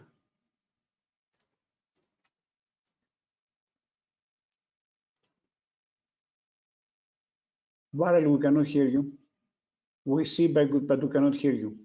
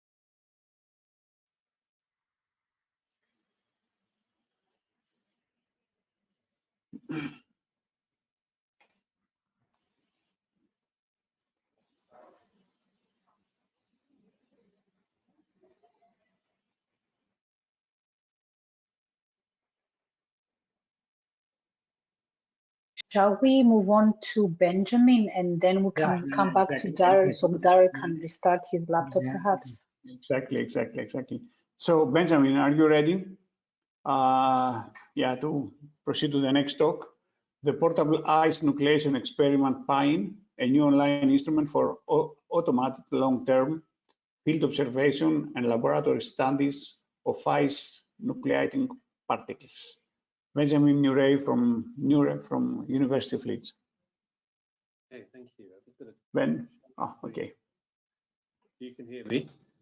Oh, yes, yes, nicely now. Okay, can you see a screen? Yes, but not full mode. Full screen mode. And now? I see the next, the following slide. So if you just.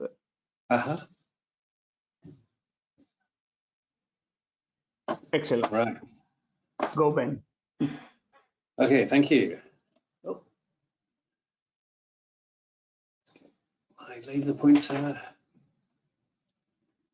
All right, thank you. So I want to introduce or update people on the developments of the Portable Ice Nucleation Experiment, PINE, which is an instrument for quantifying the concentration of ice nucleating particles.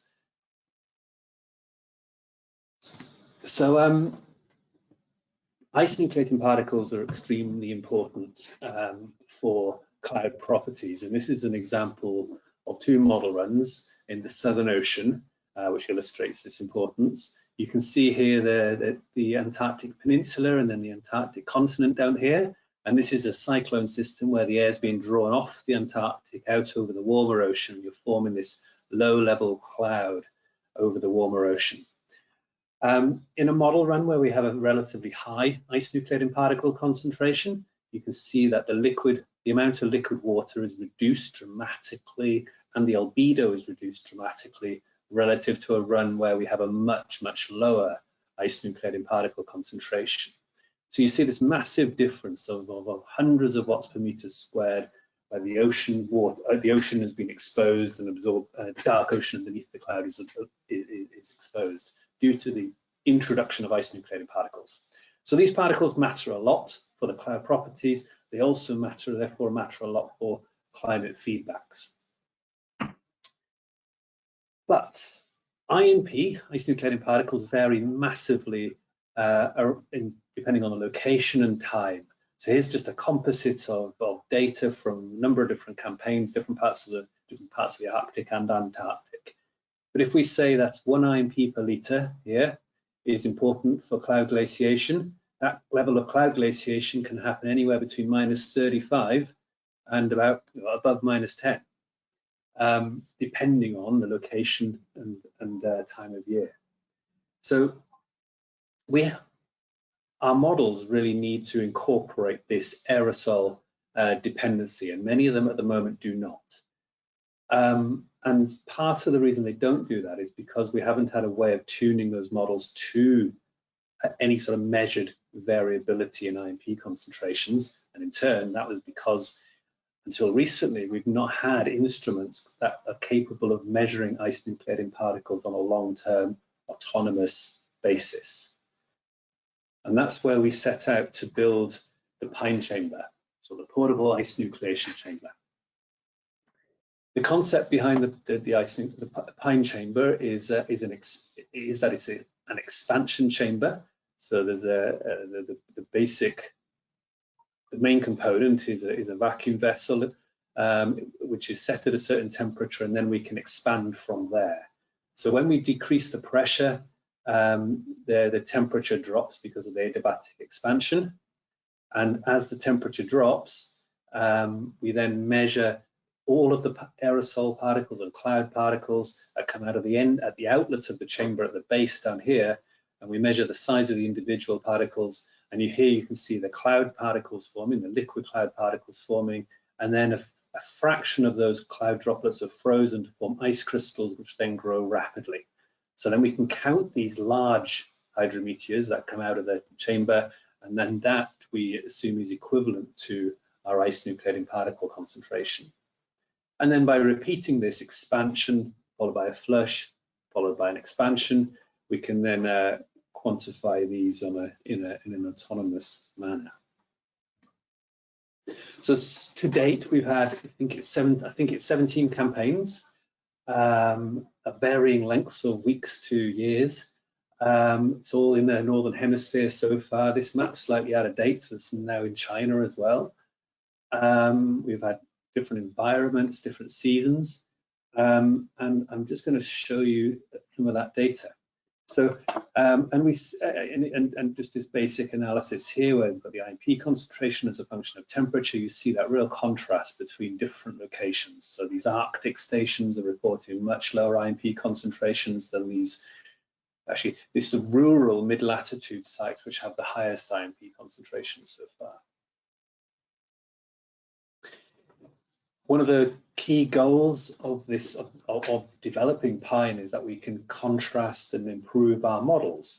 So this is where we've taken Pine data in black and contrasted that now to our Met Office unified model, where we've adapted it to report ice nucleated particle concentrations. And we've done this for two different locations here. If I start with the Karlsruhe measurements, you can see that these red points, the red model output, which is based on a certain parameterization, is matching the Pine measurements beautifully. Even these little increases and decreases are being reflected here, and these short-term blips in the IMP concentration, we seem to be picking that up, and it must be related to the transport of mineral dust, which we're obviously capturing in the model. In Svalbard, the story is not so good, and we're seeing quite strong discrepancies, which we are just starting to look into. So really, these plots were only produced yesterday. So, but you can see the direction we're going in. We've also used Pine for laboratory-based studies. So this is an example where we've used Pine to look at whether lubrication oil droplets that are emitted from jet engines also serve as contrail ice-forming particles. This is relevant because as we transition to sustainable aviation fuel and our engines are improving, the amount of soot is decreasing. So other aerosol particle types that are also emitted from jet engines may become important for defining the contrail properties. And the answer to the question was yes. So the gray points are the onsets for the lubrication oil droplets, in contrast to these pentagons, which are for citric acid. And you can see that these very hydrophobic, so insoluble oil droplets are actually activating at a threshold consistent with the Kelvin limit, somewhat above water saturation. So that's really works really nicely. One thing that's emerging is that there is a discrepancy in some situations between traditional offline filter-based measurements, some types of filter-based measurements, and online techniques. So measurements in the continental USA from this paper, Wilborn et al. From a colleague, Naruki Hiranama. The offline and online measurements agree beautifully, whereas in the mid-Atlantic, there's this 1 to 2 orders of magnitude difference, where the offline instruments we think are under counting the IMP concentration relative to Pine. We're still working on understanding why this is, but this could be rather important given many of our measurements at the moment are based on these offline filter measurements. So in summary, we are now using Pine for these long-term semi-autonomous measurements. I put semi in brackets there because it really is operating in a very autonomous manner. A commercial instrument is available. That's the commercial instrument. It's been developed by Bilfinger Noel. And I'd encourage people to get in touch with us if they're interested in that. We want to see Pine at field stations around the world, and I think feeding into this the community gives you direct access to the comparisons with the models, for example, that we're working on now, and that's helping us to really improve our global models. We have noted that there are discrepancies, and we would with other techniques, and we would actually argue that that the way we make the cloud and then count the ice crystals within Pine is much more relevant for clouds than some of the other techniques. It's also an instrument for studying ice formation in the laboratory, including contrails. And I haven't had time to talk about our aircraft version of Pine high latitude dust work, or plans for a new bio-IMP detector and a size resolving device to go on the front of Pine. But thank you very much. Oh, thank you very much, Benny. Questions? I can't see any questions, so maybe we can try Daryl again if you can hear him. But then I have a question. If you can say a few words about your dust, this version that you talk about dust. At the last transparency, you had you said something about the dust version or something like this. I haven't time to go through. This is at the last slide. Yeah. You said I haven't talked about. So this discrepancy here. Yes. Yeah. So this is interesting. So it's a mid-Atlantic site. So we would suspect that it's the sea spray controlling the ice nucleating particle concentration here. So that, and then it's this organic component in the sea spray, which may be proteins, they may be polysaccharides. And we have ideas about why there is this discrepancy, and we're testing that out inside in our laboratory now. But we know that some of these aggregates of the of organic material can be quite fragile, and they have to be aggregates to nucleate ice at the higher temperatures. So if you disrupt them, they lose their ice nucleating activity, and so by sampling them, we may destroy them. Alternatively, the molecules might get stuck on various plastic components and what have you. We know they have an affinity for plastics. So there could be some issues there, which we're just starting to explore. Very interesting, both explanations. Okay, again, thank you very much. And now let's try to have the presentation with Daryl, using the composition of aerosol and cloud particles with the autofluorescence nephelometer. Daryl, I hope that you resolve the issue, and now we can hear you. Can you hear me now? Yes. Okay, excellent. In that case, I will share my screen with you. Yes, I see your screen. So, okay, now everything is excellent. Good. Great, thank you so much, and I apologize for the technical difficulties previously. This originally was entitled Deducing the Composition of Aerosol and Cloud Particles with the Autofluorescence Nephelometer. It's been renamed a little bit to the Backscatter Cloud Probe with polarization detection and fluorescence, because the AFN is actually for the Venus mission that I'll talk about in just a second. But this was part of our miniaturization process here. We have kind of shrunk down cloud probes over the years, starting with the forward scattering spectrometer probe, which has been flying for quite some time. And we have shrunk that down to the cloud droplet probe, which is shown here. Same size range, but much smaller, of course.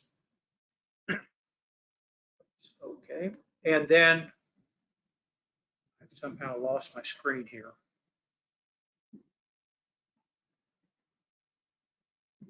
We see. Okay, but I don't see it myself. Give me a second. Okay. And then we have shrunk it further down to the backscatter cloud probe, which is even smaller. And today we have the AFN, or also the BCP-DF, which is shown here in the hand of my colleague. So this has been built upon the DMT technological developments over the years, starting with our BCP that does single particle light scattering. Then we expanded that into polarization detection with the BCPD. And then we included the extra fluorescence channel that we developed through the wideband integrated aerosol spectrometer. So the design criteria is to be able to detect particles between 2 and 50 microns, similar to the CDP. And in addition, we can measure over 2,000 per cubic centimeter in very high concentrations. But what's really special about the BCPDF is that we can now extract the complex refractive index with an accuracy of about plus or minus 0.01. In addition, with the polarization, we're able to derive and quantify the particle asphericity. And finally, with the direct measurement of fluorescence, we're able to get information on the bioaerosol or biogenic compound, as well as some organics. So it's based upon the fact that single particle scattering, we can look at light scattered in various directions. For example, the CDP and the FSSP looked in the forward direction, but the BCP and the BCPDF are looking at the... Have you changed slide because we see the old one? Okay. Well, I'm so sorry. I don't... Because we see your first slide with a reader. Yeah, okay. So are you seeing the fade or the scattering diagram now? Yeah, we see that you have to put a full screen. Okay. I'm at full screen. Okay. And I just changed slide. You see a new slide? Yeah, okay, yes, yes. Continue Okay. like this. There must be a bit of a delay here. My apologies. Oh, it's fine, okay. What the point here that I'm making is that if you have an ambient distribution shown like here in blue, with a single particle light scattering instrument at high resolution, you can actually see the me-scattering bumps and valleys as you show here. And those relative position of the peaks and valleys change with the refractive index. And this is how we actually derive the refractive index, by looking at these peaks and valleys and how they change with different refractive indices. So the conceptual design is we project a laser out into the free stream from within the vehicle that we're looking at, and particles will scatter light that we look in the backscatter. And if they fluoresce, we have a separate detection system that looks at the fluorescence at between 470 and 520 nanometers. So this slide, I'm showing two distributions of light intensity frequency. These are measurements made with the BCPDF in the laboratory of University of Colorado, Margaret Tolbert and her graduate student, Kevin Jansen. And this just shows as you go from a sulfuric acid droplet at 70% acid, and you add a little bit of organic compound, now you see that we have a very different sort of distribution. And this is how we detect refractive index. And then when you add a little bit of formaldehyde, different concentrations, you can see that the fluorescence increases by different orders of magnitude. And this is the fluorescence channel in addition to the scattering. Daryl, I'm sorry, Grisha speaking. Can you change the slide in your PowerPoint? Because we're still looking at your PowerPoint slides, not the presentation.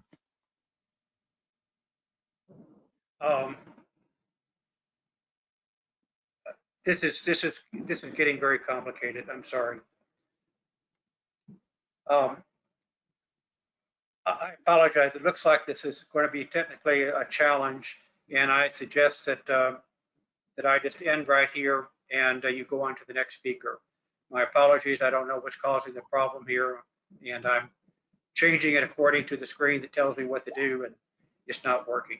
So my apologies, and to the audience and to the organizers. And I'll sign out now. Thank you. Okay, sorry, Daryl. Okay, unfortunately, we have to move to the next presentation by Grisha. Grisha Mostnik, traceable calibration for in situ aerosol absorption instrumentation on behalf of Hayes Instruments. Thanks a lot. Which screen do you see? Nothing for the moment. Okay. And okay, now we see. Okay. Good. Okay, so I'll talk about traceable calibration for in situ aerosol instruments. And you know, when we talk about light absorbing aerosols, we talk about two things. One is black carbon mass concentration, which is usually measured with filter photometers, or the aerosol absorption coefficient, which is measured in situ, more or less directly. And the two are related. The absorption coefficient is the black carbon mass concentration multiplied by the mass absorption cross-section. And there's a standardization project within in Europe where we will develop primary standards, show equivalence of secondary standards, then use these standards, the extinction minus scattering and the photothermal interferometry, to determine the mass absorption cross sections of aerosols, so black carbon and coated black carbon, where the mass comes from elemental carbon measurements, which is already standardized. And then we challenge filter photometers with different soot, so fresh soot, coated soot, and mixtures of fresh or coated soot with other non-absorbing aerosols to calibrate filter photometers in different environments. And hopefully at the end, we'll have a draft standard.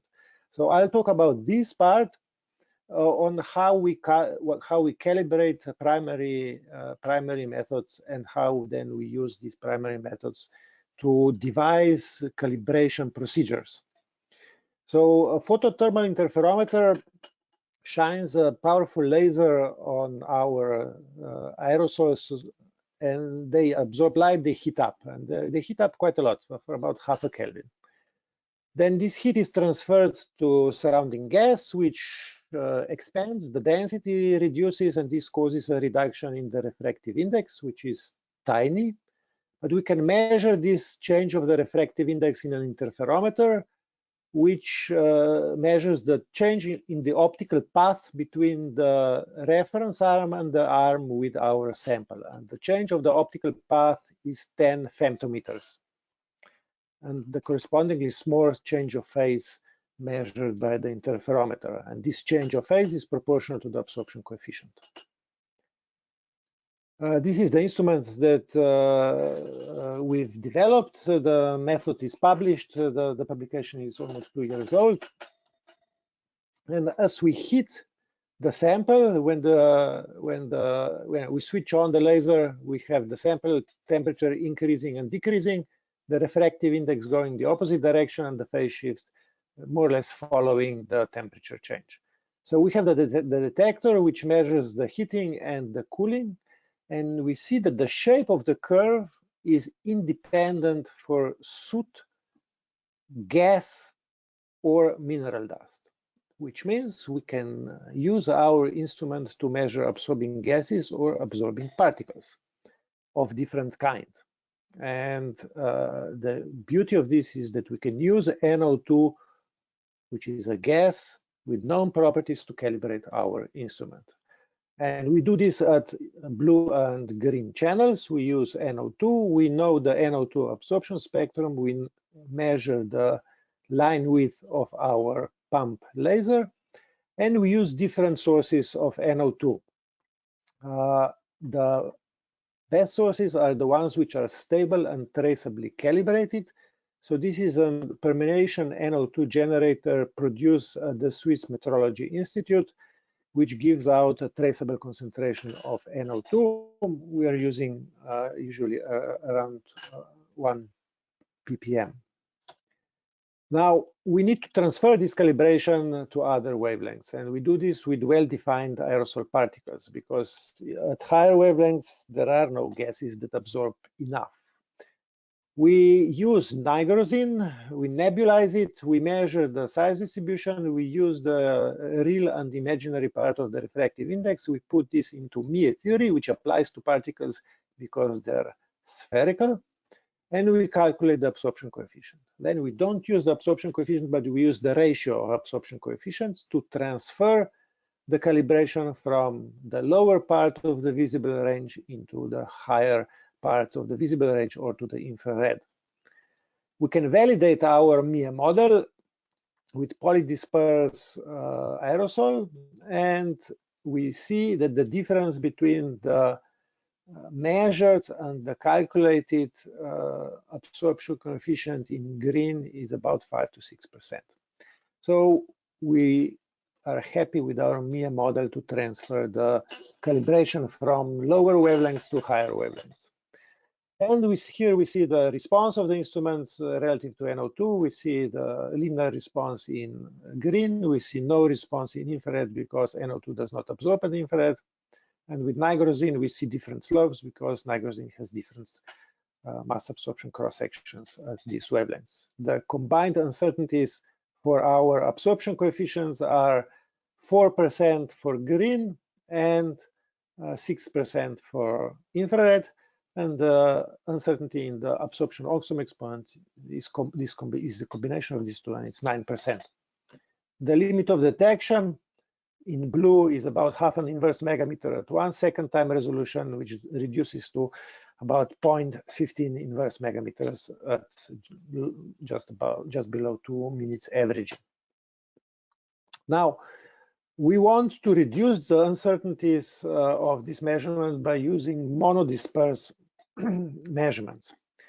And the traditional way to create monodisperse measurements is to nebulize a sample, in this case nigrosin, then we use a neutralizer, a DMA, and we measure the particles with a CPC and with our photothermal interferometer. We select so this is the nebulized size distribution, the number and the volume, and then we select, with DMA, we select particles on the right-hand side of this distribution to minimize the interference of doubly charged particles. And we see this 5% difference, and the difference depends slightly on the size of the particles.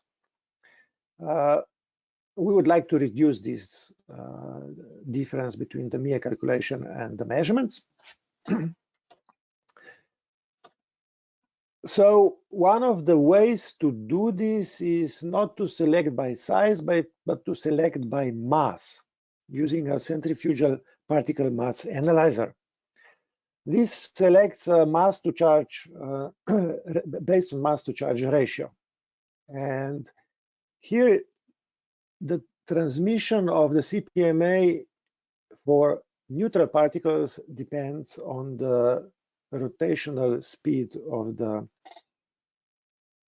instrument. So higher rotational speeds have lower artifacts. So we want to select a very narrow band because it produces less neutrals.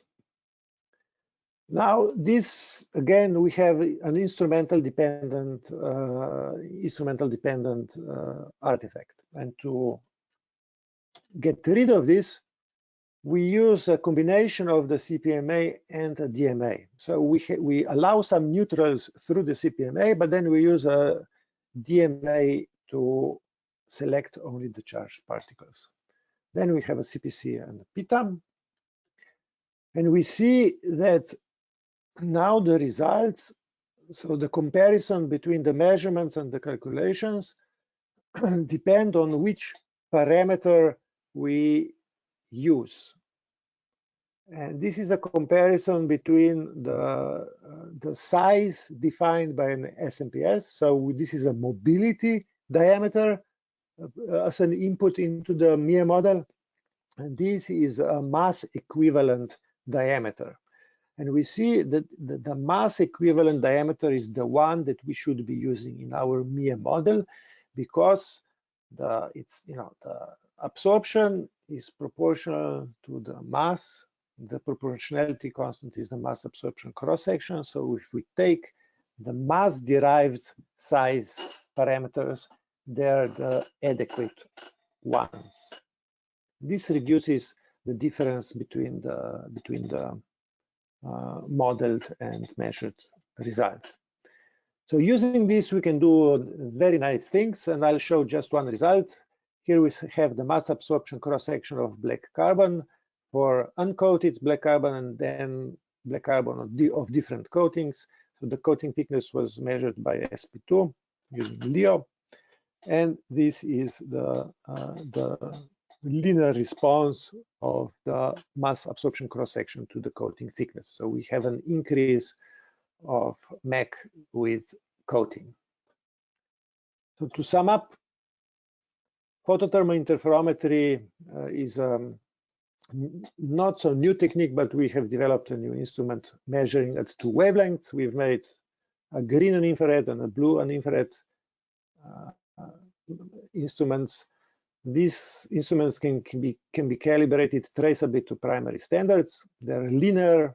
We do not see any artifacts, and they have very low limits of detection. In addition to this, they have a low uncertainty, which makes them good candidates for reference instrumentation for absorption measurements. Thank you very much. Thank you very much, Grisha.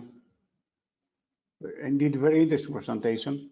Have you tried your instruments in more, let's say, difficult environments? For instance, Mediterranean, you have, especially during summertime, you have dust and also wood burning or from forest fires. We have, last year, we have conducted a campaign in Granada where we have observed some very intense dust storms, in addition to the traffic pollution, because the background site is in the middle of the city. And we have observed some very interesting results because we have used the photothermal absorption monitor to characterize the artifacts of filter photometers, because when you increase the single scattering albedo, the filter photometers become sensitive to non-absorbing particles as well. And we see this in the thalometer, and we also see this in the map. Okay, and how much is the uncertainty, or you cannot say, means the results are under evaluation? The uncertainty for ambient measurements or for, with the filters, with filter-based techniques, yes. Yeah, so the uncertainty of filter-based techniques become very important at about 0.85 single scattering albedo. When you go to single scattering albedos of about 0.95, the error, which is 20% below, at around 0.85, at 0.95, this becomes a factor of 2. And at slightly higher single scattering albedo, we've measured a factor of 3. I see. Okay, quite important. Okay, yes. Thank you very much, Eleni. I think the floor is yours. We'll have to move to a coffee break. I don't know, 15 minutes, or you decide. Before we move to the coffee break, thank you, Nico. We will move on to Leo because he would like to present shortly about the ENVRI catalog services we made yesterday. We'll give him a couple of minutes, and then we'll go to break for about 10 minutes, so we're not too late. Thank you. Yeah, thank you, Eleni. So you see my screen with the ENVRI Hub shown? Yep. Yeah, so thank you, Eleni and Jean, for allowing me to hijack this workshop for a few moments. I want here to talk about this ENVRI Hub and target my saying towards more the private sector people who are on board on this workshop today. And this in relation to a EU project called ENVRINNOV that is about innovation.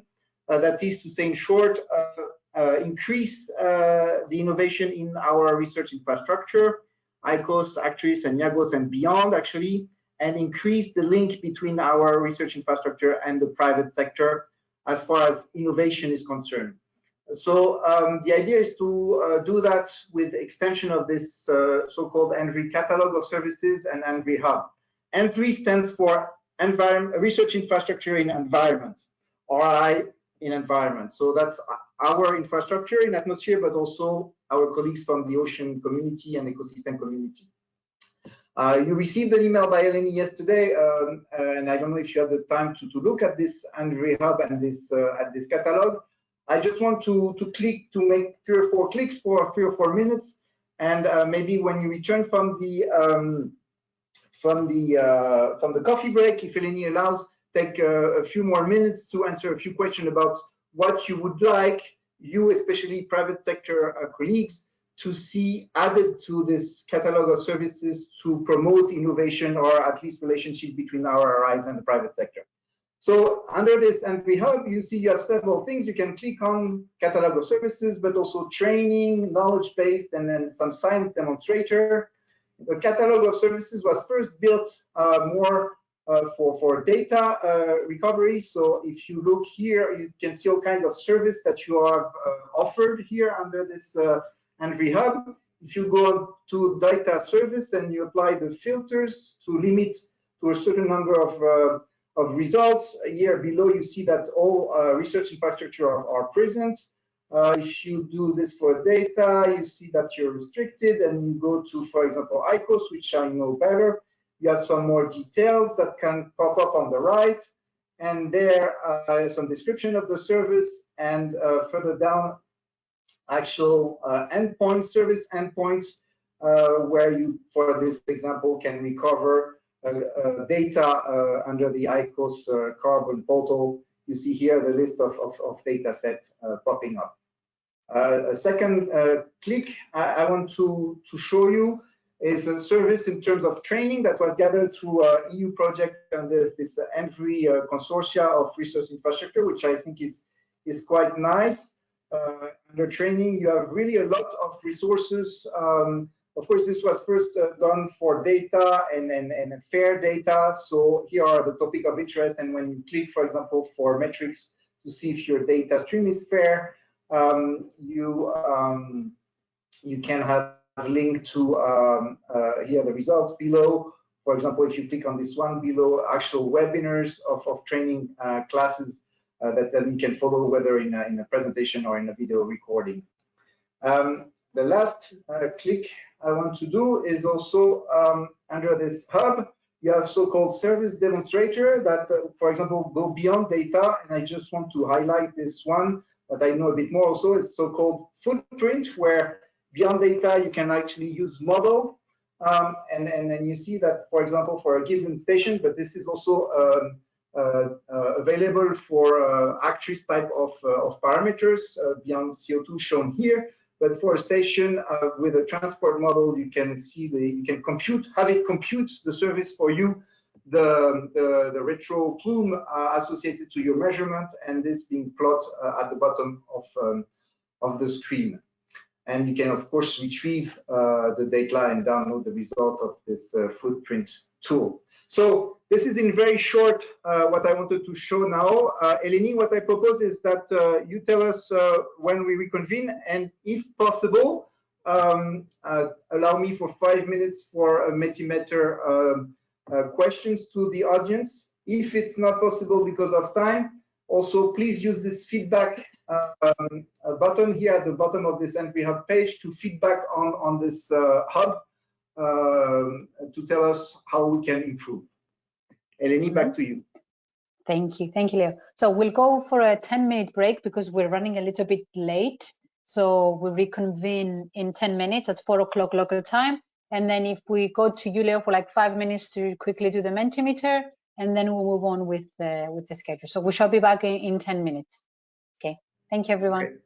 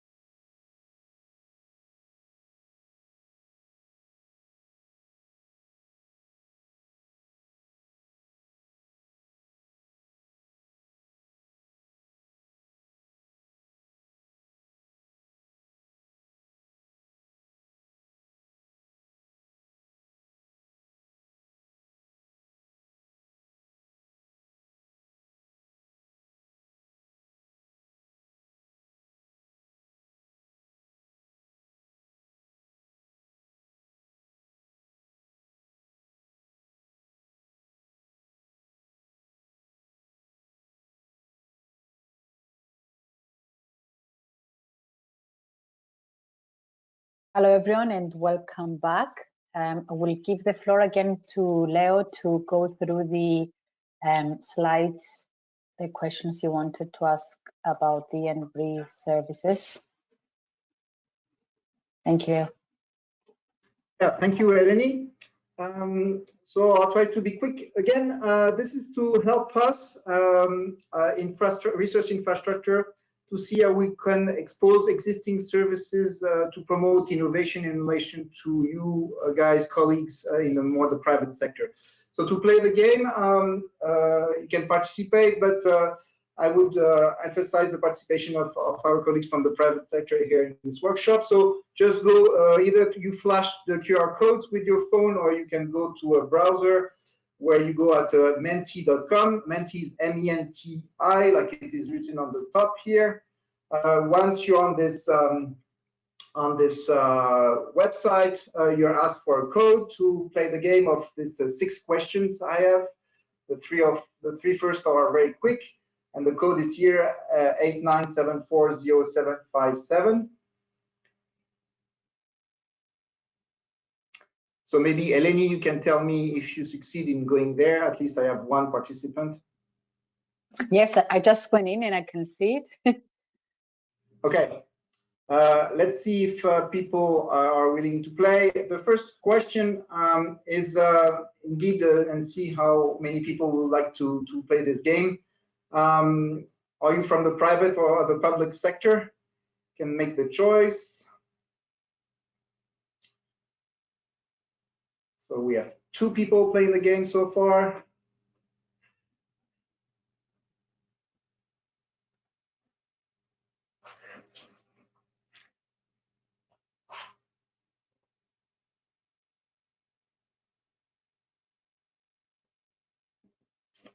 Okay, we can do a bit better than that, but we don't want to take too much time either.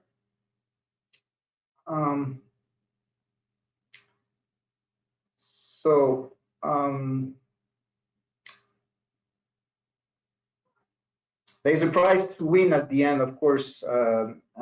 Otherwise, this is too bad.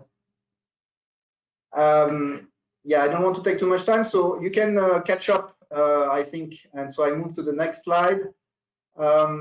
We already have a core of more than a dozen people, so that's nice to continue. The question then is whether you knew about the ENVRI catalog before yesterday and the email that Eleni sent you.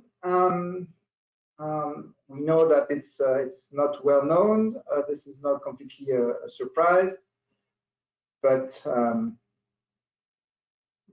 just to check. So we have 15 people entering here. Thank you. 16.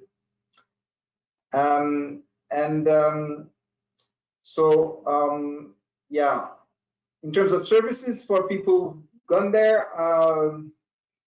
we've seen that it's not that many in the audience here, but ACTRIS aerosol has come up, none so far, so it was good that we can promote this here a bit. Hopefully you will want to have a look at it quickly later on. Next slide is actually voting on how not voting but grading this ENVRI catalog. 6 people with 8.3, and then I wait a bit more. The 2 next questions are actually the meat of the information feedback I would like to gather from you guys. So we still have yeah, some kind of a dozen people playing, a bit more.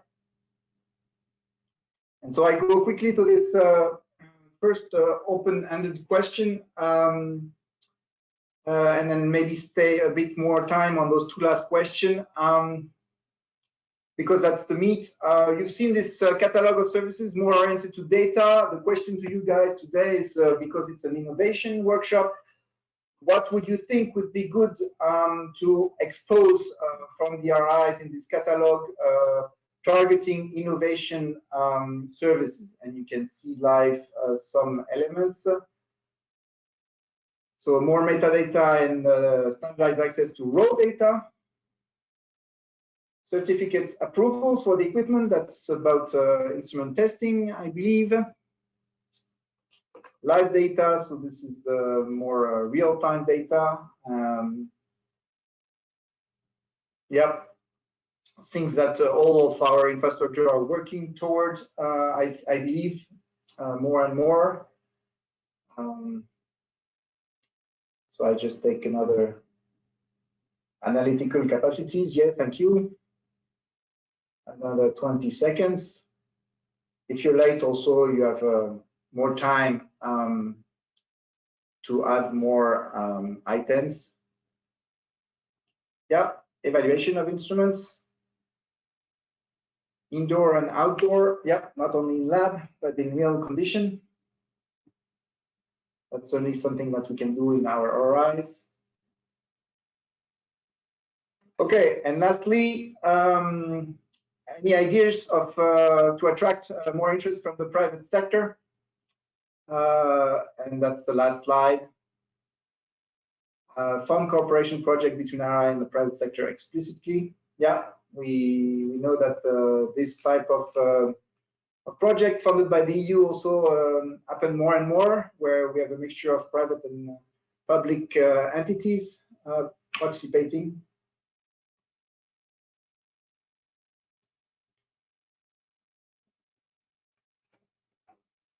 Okay, I don't want to take much more time. Again, people can still fill in if they have late-minute ideas, but Eleni, I don't want to hijack much more of your time schedule. So thanks again, and back to you.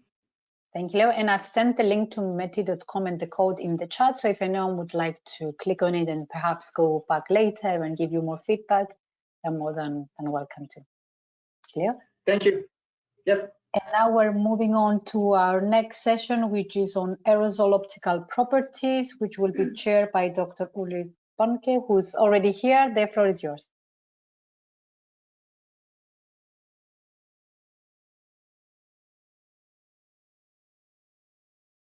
We cannot hear you for some reason. Now we can hear you. Yes, perfect.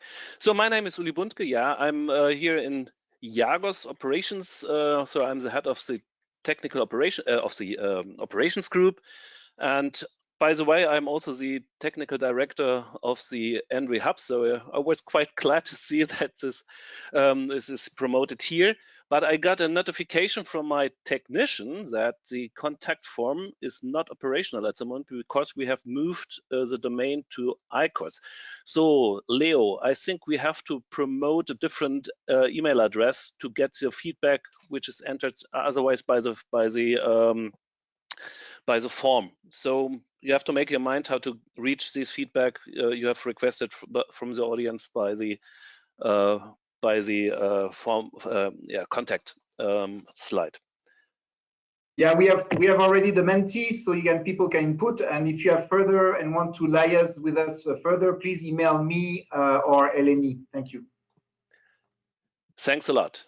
But nice promotion. But you have to have in mind we are just, what you have seen here is a prototype, and we have a big nice program conducted by the ENVRIs to enhance this towards near real time and data production.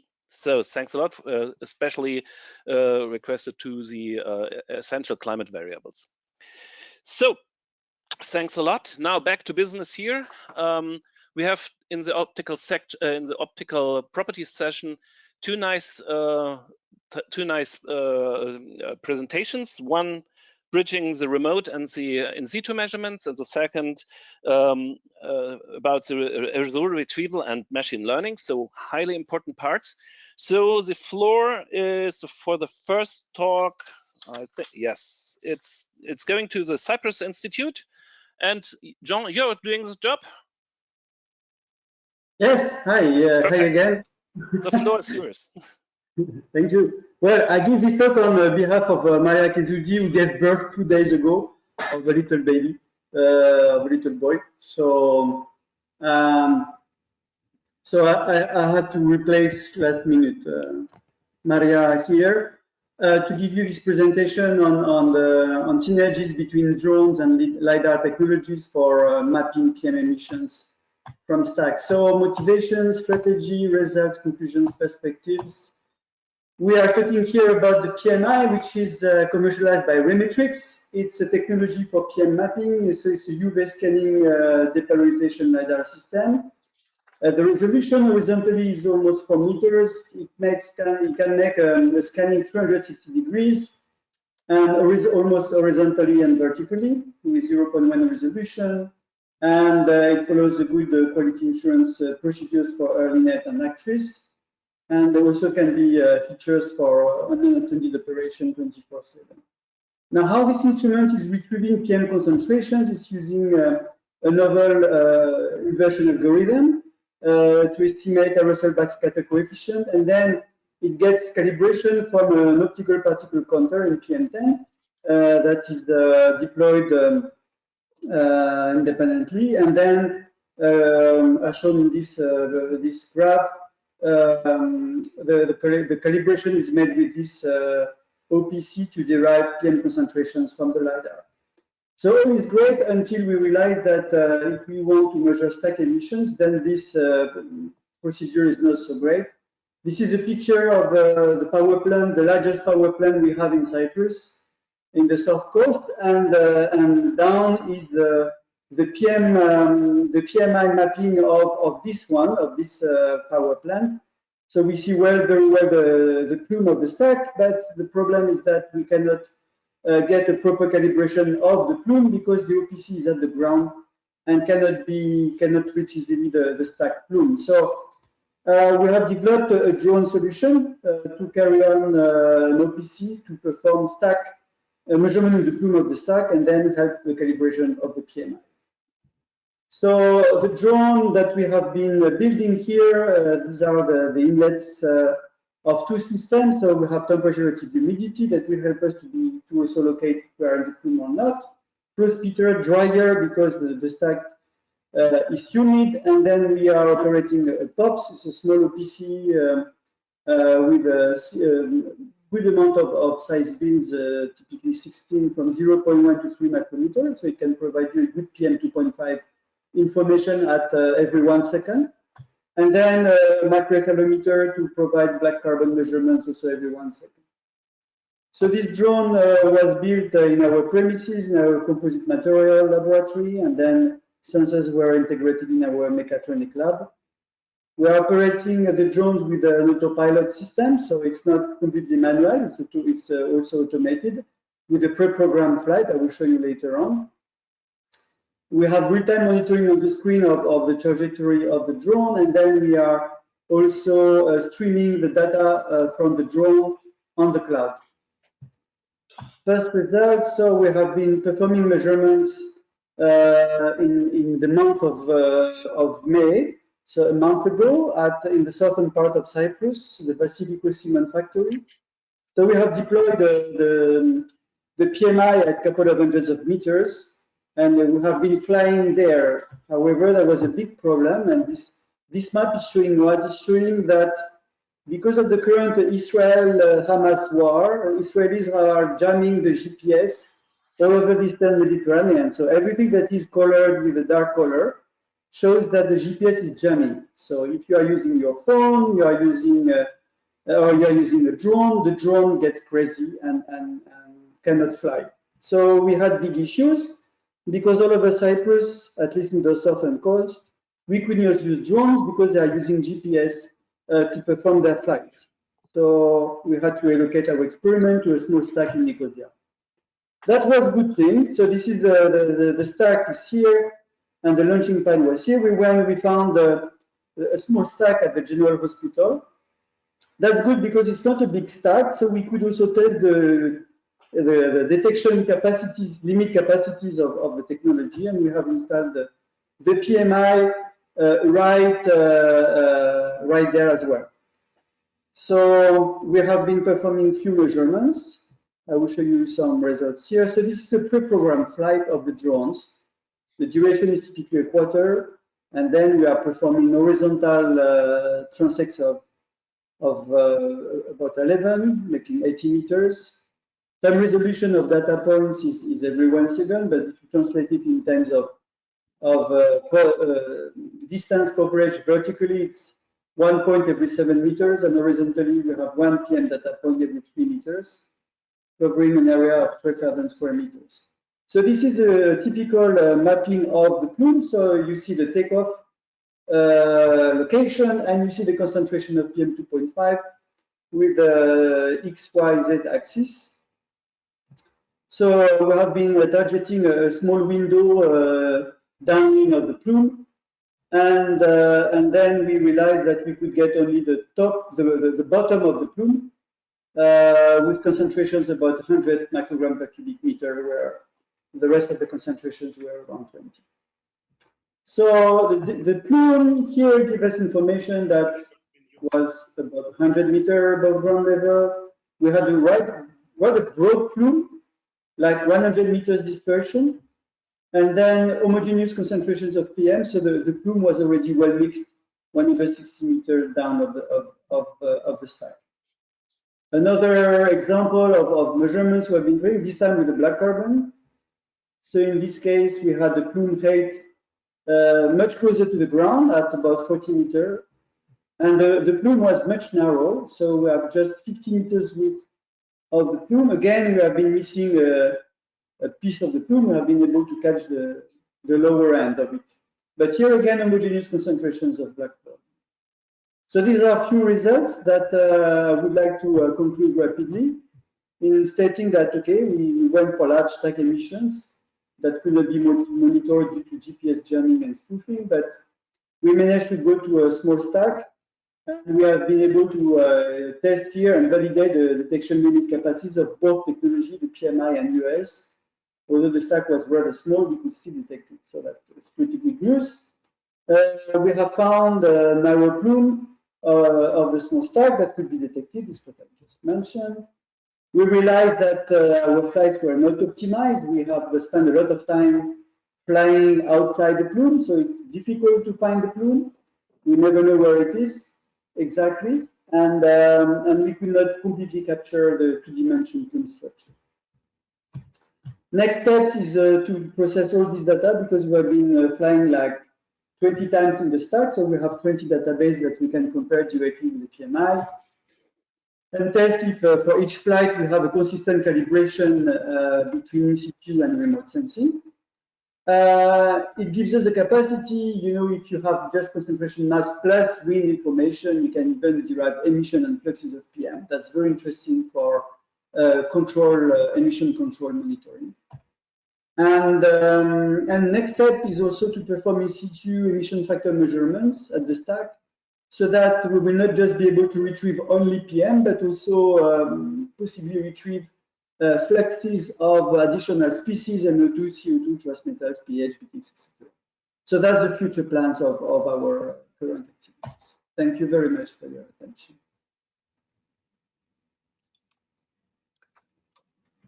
Thank you, Jean.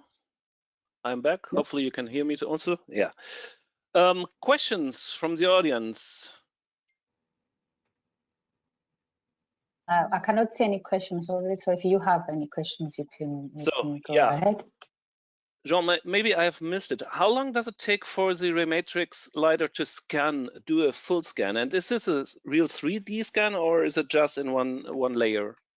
So it depends on the configuration. You asked if you just focus on a small stack and you don't make 360 degrees, of course you can almost get a continuous mapping of the plume because you just focus on one. You make just a move of a few degrees, but then basically you remain there. But it can make a 360 degrees. I think it takes like half an hour to make a full scanning of okay. It goes up. It can go up to 3 kilometers, if I'm correct.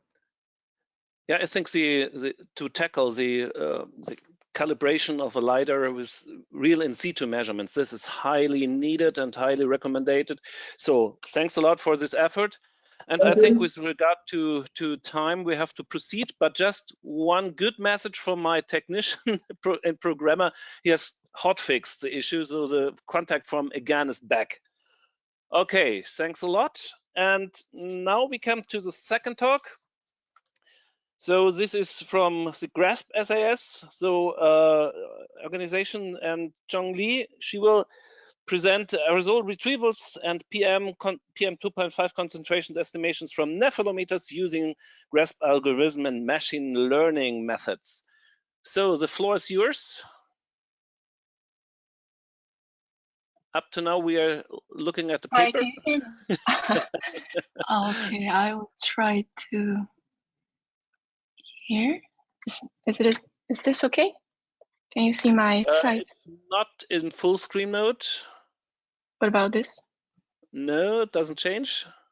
But no? With respect to time and the experience from Daryl, just go ahead with this one. I think everybody can see it.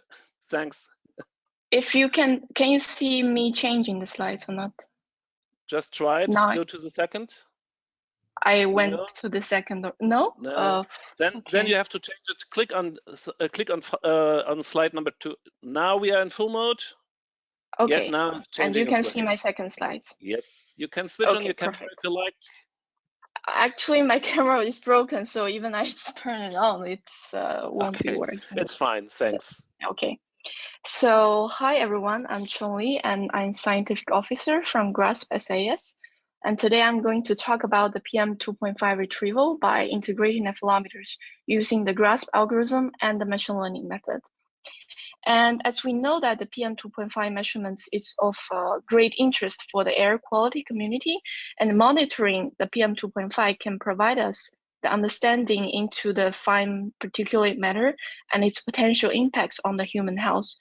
So there are actually quite a lot of studies which try to invert PM 2.5 from the satellite observation or the satellite products, which indeed has the great advantage of monitoring the air pollution on the global scale. And compared with satellite observations, the in-situ measurements also have its own advantage. First of all, with its high time resolution, it can capture the diurnal or the daily variation of the pollutants, which can facilitate the assessment of the short-term exposure, etc., which we cannot get from the satellite observations. And secondly, because the satellite is observing at the culinary properties, it needs more assumptions to be made or more information to be provided, such as the aerosol vertical distribution. And the in-situ measurements is usually locating on the ground, so we can obtain a more direct measurements of the ground level pollutants. So that is why that in this study, I'm trying to propose a new approach to estimate the PM 2.5 from the ground, from the in-situ nephelometers. And for this purpose, I choose to make use of the Spartan network, which has quite abundant of measurements of in-situ integrated nephelometers at the ground stations all over the world. And it also collects the filter-based data, which is directly from the measurements of the particulate matter samples collected on the filter. And based on these two data sets, it also provides the time resolved PM 2.5 estimates, which is in hourly time resolution. And the Spartan also has done some validation for their PM 2.5 estimates by comparing them with reference method. And the results show a very reasonable accuracy with an uncertainty of 17% plus 1 microgram per cubic meter. So in general, the Spartan network is quite useful and suitable for my study here because it provides the nephelometer measurements, which I can make retrieval with, and it also provides the PM 2.5 data, which is on which we can use to as a validation data sets. And for retrieving aerosol properties from nephelometer, I use the GRASP algorithm, which you may have heard of. It's a quite versatile algorithm that has already been applied on many different instruments, including the passive, active, spaceborne, or in situ, etc.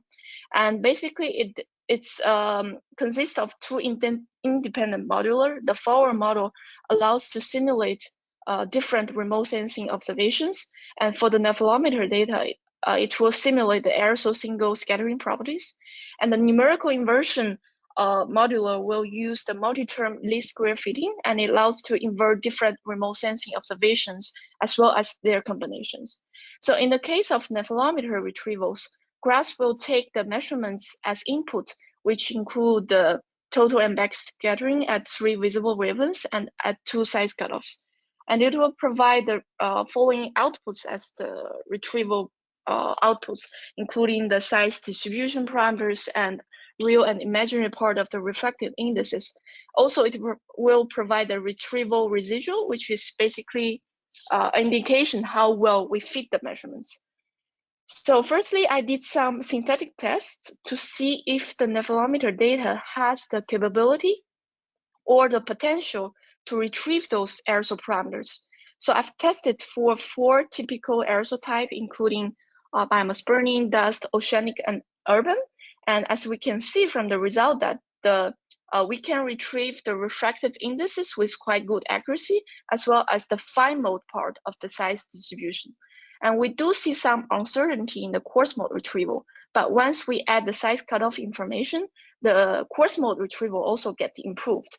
And apart from the synthetic test, I also applied the algorithm on some real measurements that is collected over India. And as you can see that it's also retrieved with quite good fit for the measurements, and the size distribution also show quite good accuracy. And based on those results, I applied the retrieval on the data collected over the Spartan network. So here I show some cases, and it has shown, as you can see, it has shown quite good agreement between the aerosol parameters that we retrieve with the GRASP algorithm, which is indicated by the green line there here, and with the error observations that is indicated by the blue line there.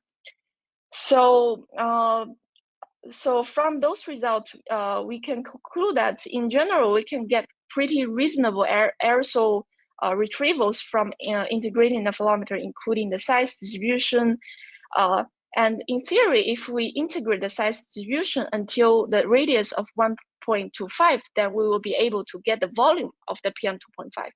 And with the volume calculated, if we want to get the mass concentration, the only missing factor is the aerosol density.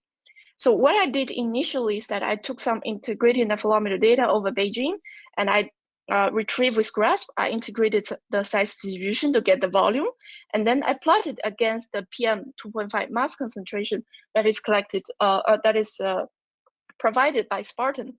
And I did that for a very small amount of test data sets. And as you can see that there seemed to be a perfect linear relation between these two values. And I use this slope as the aerosol density or a conversion factor. And I applied it on a much bigger data sets, around 1,500 data points. And it looks like it worked pretty well.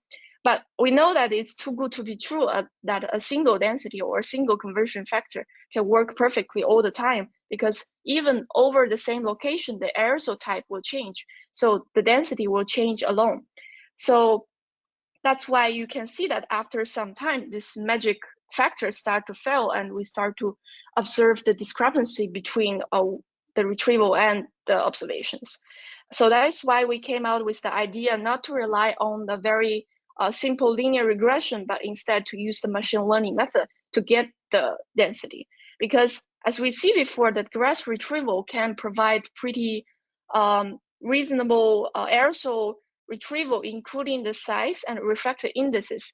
And these parameters should be able to give a hint on what aerosol type it is. And we are hoping that the aerosol, we are hoping that the machine learning method will be able to establish the relationship between those retrieved parameters and the density. So the machine learning method I use in this study is called gradient boosting machine, which I won't elaborate here, but basically it's use an ensemble of weak learners to handle more complex data sets and improve the performance. And for the machine learning model, we provide all this as the input variables, including all the GRASP retrieved parameters, the size, the imaginary, the refractive indices. I also provide the nephelometer measurements, as well as the temperature, pressure, humidity, etc. And our target variable is the density. Basically, it's the ratio between the PM2.5 mass concentration and the PM2.5 volume that is calculated from the grasp.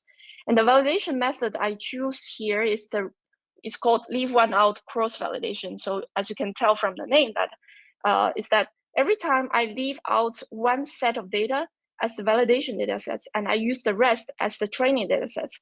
And we do it iteratively until each data sets have been validated.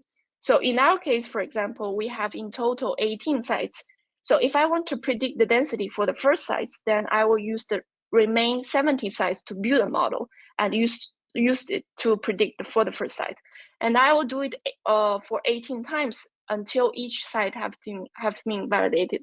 So this method will make sure that if I start to build a brand new site with just nephelometer deployed, this method will still be able to work. So here I show the overall evaluation of the PM2.5 retrieval overall over all 18 sites. So in general, you can see that the correlation is pretty high, and the mean by the correlation is 0.84, and the mean bias is around 3 microgram per cubic meter. And I also plotted the result over some representative sites. And this is for Beijing. As you can see, not only the overall scatter plots have shown quite good comparison, and the time series comparison also shows quite good consistency over different seasons. And this is for Mexico City. It's another urban pollution site, and also we achieved quite good results. And this is for Abu Dhabi, which is quite different from the previous 2 urban sites, because this site is usually mostly dominated by the dust aerosol, and we still achieved the correlation over 0.9. And lastly, I will show the Singapore, and also we have pretty satisfactory results. So in conclusion, that in this study, we tried to combine the GRASP algorithm with the machine learning method to estimate the PM2.5 mass concentration from the integrated nephelometers collected over the network. And the result has shown quite good consistency with correlation over 0.84. And this new approach does not only give us the PM2.5 mass concentration, it also provides additional retrieved aerosol parameters, including the size distribution and reflected indices. And this will give us more understanding into the aerosol type that is over the observation sites. Yes. So with that, I conclude. Thanks for your attention. Thanks, John. There's just one time left for one question, and I see Grisha has one. How sensitive is the method to drift in nephelometer measurements? I'm not sure what means drift in nephelometer. Drift means that the instrument is drifting per time. So that there's... You mean the noise level increase, etc.?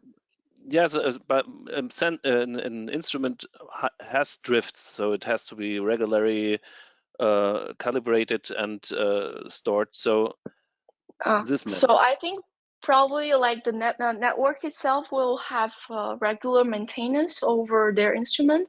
And the secondly is that we don't really because as you can see from my retrieval, that we don't fit the measurements 100%, because sometimes the measurements wrong and we just cannot fit the measurements.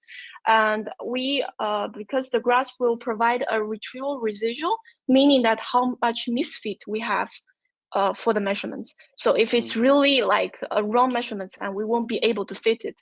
And I also provide this retrieval residual as an input for the machine learning model. So it's kind of serves as an indicator, it's how much trust we have over these measurements.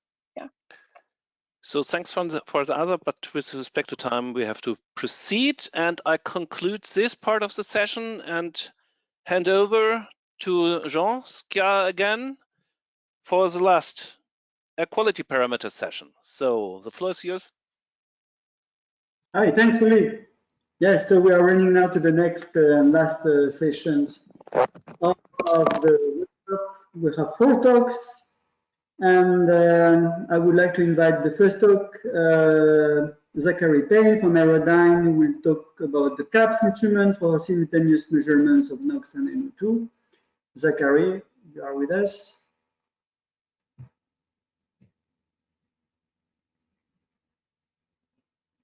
Right, we see your presentation. Can we hear you?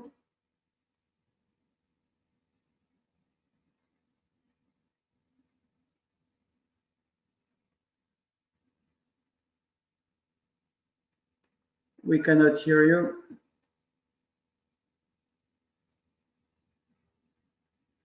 You are muted by the organizer. Right.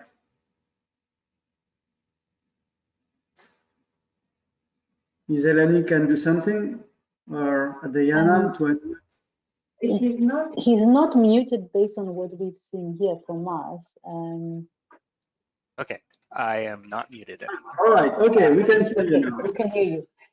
Okay, try this again. Probably the wrong view. I'm better at this now. I've had more coffee. Okay, so I gave the talk about Twist earlier. This talk will be about CAPS, which is our other technology that we develop here at CSST and Aerodyne. It's one that I have worked closely with.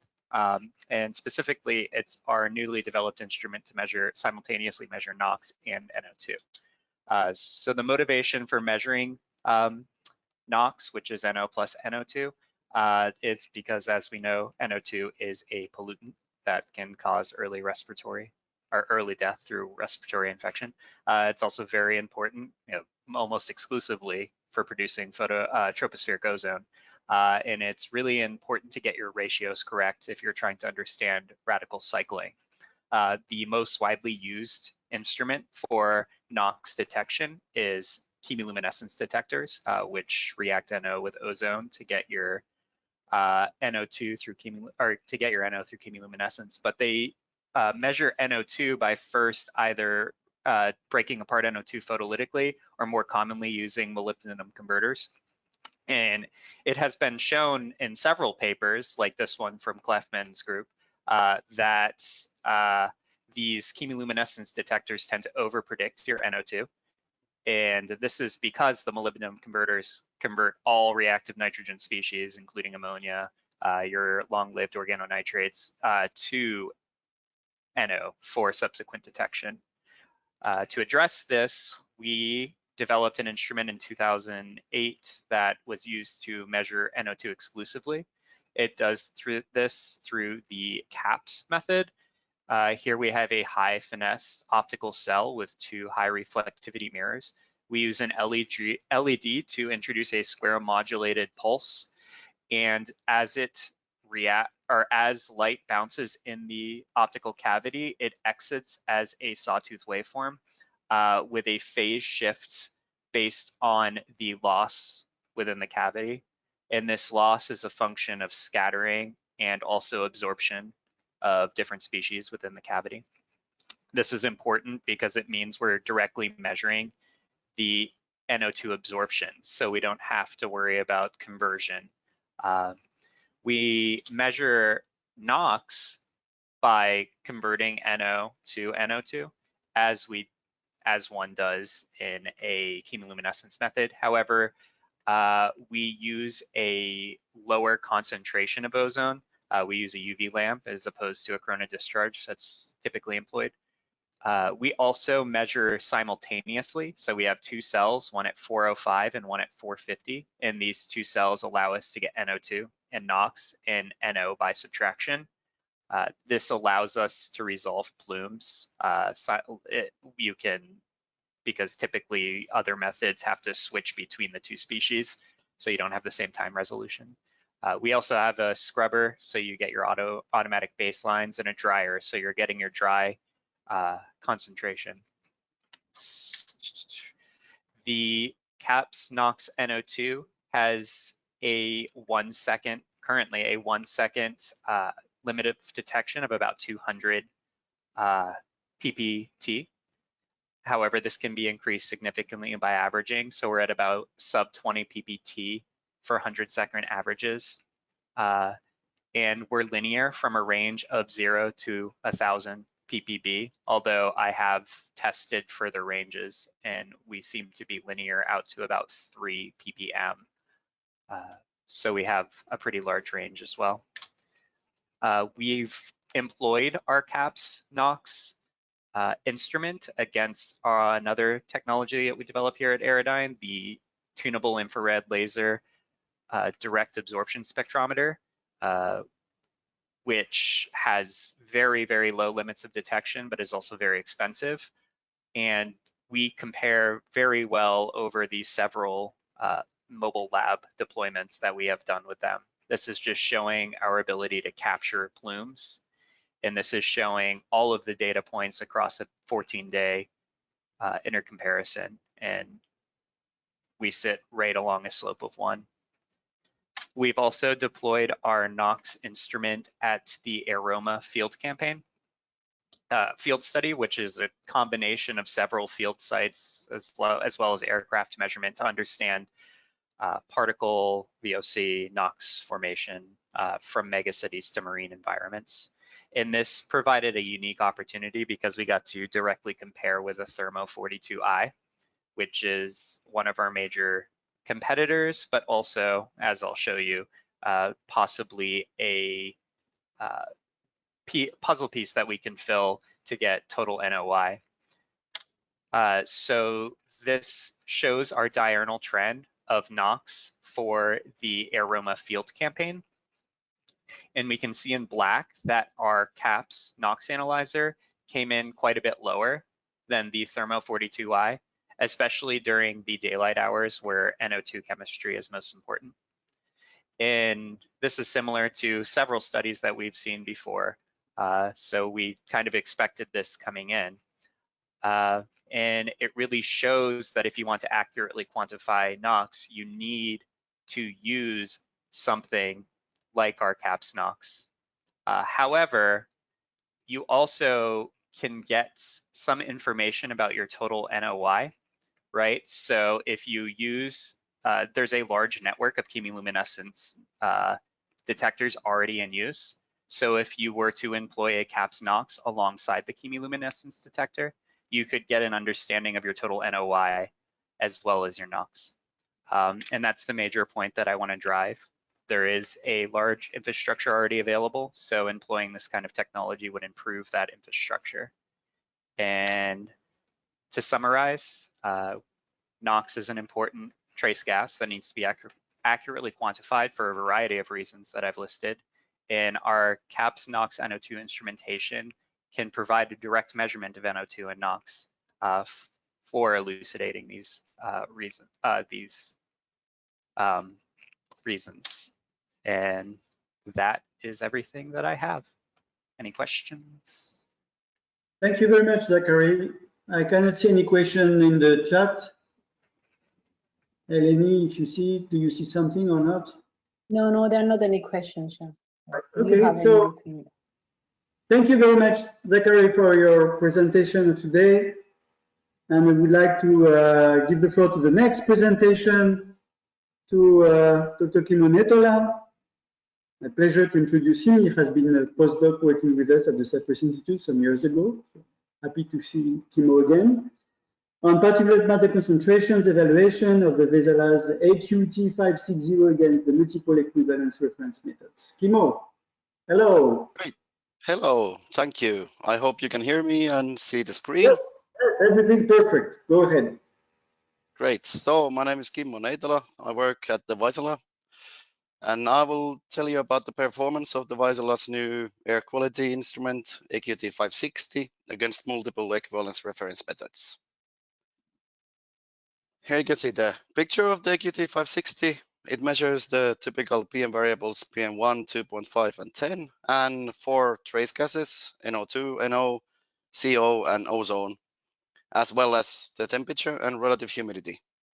And as we have heard, these air pollutants are adverse to health, so that's why these are measured. We did some field campaigns when making this instrument. We have more than 6 million hours of field data from 6 climate zones and various climate conditions. And I will show you some results from 5 sites where we used as a reference 3 different reference equivalence methods. The sites are in Paris, London, Helsinki, New Mexico, and an Asian megacity. And the reference methods were beta attenuation method, optical method, and oscillating microbalance method. Then to the results. Here you can see PM2.5 results from different sites. All the measurement points in the figures are 1 hour averages, and there are several months of data in each figure. And here the comparison is for all the 3 different reference methods. All figures have y-axis is the AQT560 PM2.5 and the x-axis is the reference. As you can see that the AQT560 agrees well with the reference methods, all of them. On the panels you can see some statistics. So the correlations and slopes are close to 1. The mean absolute error and the relative expanded uncertainty are small. For the PM10 as a case study, this is road dust season in Helsinki. The road dust is a major issue in Northern Europe and Northern America. So on the left, you can see PM10 time series. There are 3 AQT560s and a reference. The reference is blue. And you can see that the PM10 rises quite high during this road dust season. On the right side, you can see a scatter plot of the coarse fraction. It's an hourly average data again. There are 3 AQT sensors, 7 months of data. Y-axis again AQT and x-axis the reference. The data agrees really well. The slope and R squared are close to 1. Errors are small. For the PM1, again on the left is a time series of PM1 from Helsinki. This is during winter conditions, so residential wood burning is affecting PM1. Again, on the left figure, the blue line is reference, and you can see that the AQT560 follows nicely. On the right side, you see the scatter plot of PM1, AQT560 against the reference. The data agrees really well. R square and slope are really close to 1. Mean absolute error is less than 1 microgram. Expected uncertainty less than 10%. If we take the point of view of the EU legislation, the legislation has set a limit for the relative expanded uncertainty for the reference equivalence methods. It has to be below 25%, calculate the daily limit for PM10 and the yearly limit for PM2.5. The figures on the left is PM10, right is PM2.5. Each dot is an 24-hour average from the AQT, and the dark line is a fit to these points. The orange lines are this daily and yearly limit, where the expanded uncertainty is calculated. And the yellow line, if you can see it, it's the data quality objective. It's the 25% limit. So from these figures, you can see that our instrument is well below the limit set for the reference methods. Then for some typical problems with these compact air quality sensors, as they do not have a dryer in the inlet as the reference methods has, typically when the relative humidity increases, these compact air quality sensors, they start to show large bias that grows exponentially as a function of relative humidity as the particles will grow due to the hygroscopic growth. But as you can see in the figure on the right side, it shows the PM2.5 bias, sensor minus reference, as a function of relative humidity. The AQT560 does not have this problem. The bias stays close to 0 throughout the relative humidity range. But still we have a problem with fog. When fog is forming, the AQT560 actually identifies and flags the data as invalid because we do not want to have these erroneous readings provided to customers. So as a ending results and to show what we have made is that the AQT560 performs really well against all of the reference equivalence methods. It can accurately measure the coarse particles, which is important in the Northern Europe and Northern America. And the smart algorithm design, it compensates and mitigates the dependency on relative humidity. And it also removes the need of co-location measurements typically needed in the beginning of deploying such an instrument. And our AQT560 fulfills the data quality objectives set by EU legislation for reference methods. Thank you. Thank you, Timo, for your presentation. I don't see, yes, I have a question. I can see a question here. How have dealt with the relative humidity dependence? Is it heated? It is not heated. It is, we have designed the algorithms smartly so that it can actually take it into account. I'm sorry, I cannot tell all about it, but it seems to work really nice. Good. Thank you, Timo, again for your presentation. So we'll move to the next, the one before the last, provided by Mariana Chavez, Federal University of Paraná. And Mariana will present improving low-cost optical sensors accuracy using machine learning. Mariana, hello. Hello, can you see my screen? Yes, all good, and we can hear you. You can go ahead. Okay, thank you. So I'm Mariana. I'm a PhD student at Federal University of Paraná under the supervision of Professor Emilio, and I'll talk about the improving low-cost optical sensors accuracy using machine learning. So air pollution is one of the greatest environmental risks. It is associated with respiratory disease, lung cancer, and premature deaths. And particulate matter is one of the pollutants that can be found in the air, and it is a common proxy indicator for air pollution. So in this sense, air quality monitoring is important to ensure that the pollution concentration levels do not exceed the regulated standards. But for this monitoring, we need reference equipment, which has high costs associated. And as we face here in Brazil, this results in the lack of information about the concentration of pollutants.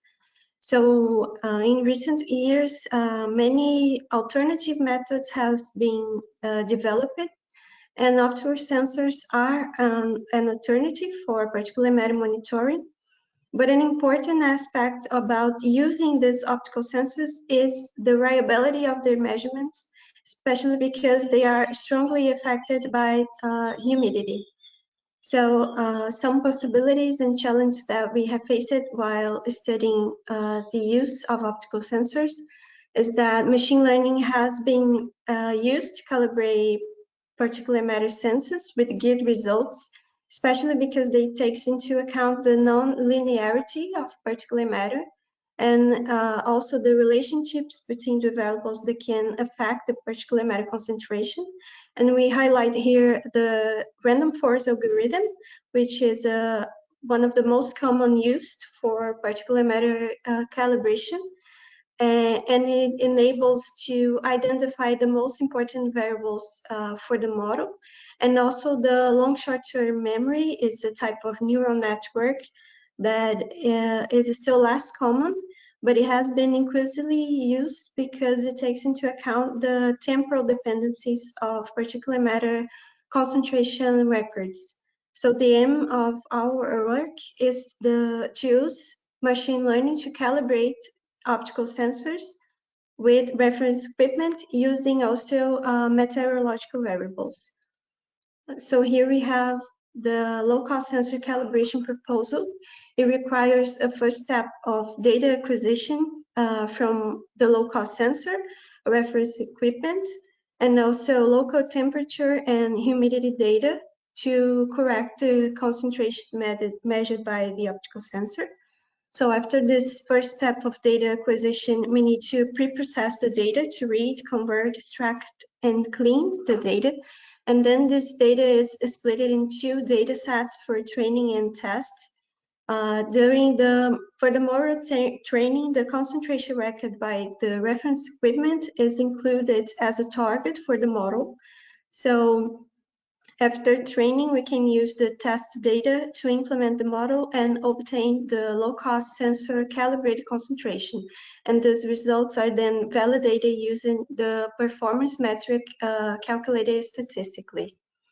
Here we have a few preliminary results from a comparison that we carry out in the southern region of Brazil using the low-cost optical sensors model SDS-011 and the reference equipment beta radiation attenuator monitor. And we can see the time series results using LSTM neural network. And as we can see, before the correction, the SDS-011 sensor underestimate the concentration. So we were able to correct a little bit this underestimation for the sensor. And here we see the correlation between the measurements from the reference equipment and SDS-011 and the calculated coefficient of determination and the root mean square error. And we see that after the correction, there was an improvement of R square and a decrease in the errors. So a few conclusions is that optical sensors can still be used to expand air quality networks, especially for supplementary monitoring and the identification of hotspots. And we also understand that the models should be tested by evaluating different conditions and also seasonality, because this can affect the sensor's reading. And also the models may need to be trained periodically to adjust the variations. And our initial results tested with the LSTM neural network showed improvement in the comparison with reference equipment. And we hope to continue in this works to corroborate and developing software technology for more reliable air quality monitoring networks using low-cost sensors. So thank you. Thank you very much, Mariana, for your presentation. I don't see any question in the chat. No, so thank you again, Mariana. Thank you. And, then we can move to the last talk of this workshop provided by Irene and Lara from QNAC Technologies and on sensor-based system for accurate emissions monitoring. Hello, Irene. Hello, good afternoon. Can you see my screen? Yes, if you can put in full screen, sorry. Yes. All right, perfect. We can see and hear you. Well, go ahead. Okay, perfect. So, good afternoon, everyone. My name is Irene Lareveas. I'm a research and development manager at QNAC Technologies. And today I would like to talk about the sensor-based air quality systems for accurate emissions monitoring. So first of all, a little bit of context. So transport and industry are one of the main emission sources of air pollutants, and these emissions are contributing to climate change and also pose a threat to human health and also to the environment. So it is very important that we try to reduce these emissions, and the first step to reduce these emissions is by measure them. But this is not an easy task. For example, for transport, the sources are mobile sources, or in industry environment, we have stack emissions that are a little bit more controlled, but we have also fugitive emissions, which are uncontrolled events like leakage from faulty equipment, for example. So in order to measure the emissions, there are several measurement techniques. So for example, we can use reference or equivalent instruments. These instruments are usually very accurate, but the issue is their high cost that prevents to deploy, for example, a network around of industry facility. We have as well satellite remote sensing. In this case, we have a huge spatial coverage, but the limit of detection of this kind of techniques does not allow to detect, for example, small leakages. We have, in the last year, there are more emerging technologies like aerial surveillance with drones that are more promising because they have lower detection limits and have high spatial coverage because they can fly over the industry facility, but they need to be piloted by someone, so it is not a continuous measurement. We cannot be in alert all the time. And the last measurement technique is the one based on professional sensor-based air quality stations. These stations provide accurate measurements with low limit of detection, and they are cost effective, so they allow to be deployed in a network for a reasonable cost, allowing to have a more spatial coverage around the emission sources. And this is what we manufacture at QNAC, this sensor-based air quality station. So I will present our station QNAC Air Pro. As you can see, pointer. So this is the station, and we have smart gas cartridges in which the gas sensors are integrated, and also we have a cloud software for data visualization of data analysis and visualization. Our system, as you can see here, we can measure a wide variety of pollutants, up to 11 gases, and also different size of particles, which is an advantage respect to other methods in which we need different instruments to measure different pollutants. We have this plug and play cartridge system that allows to customize easily the station with the sensors that we need for our application.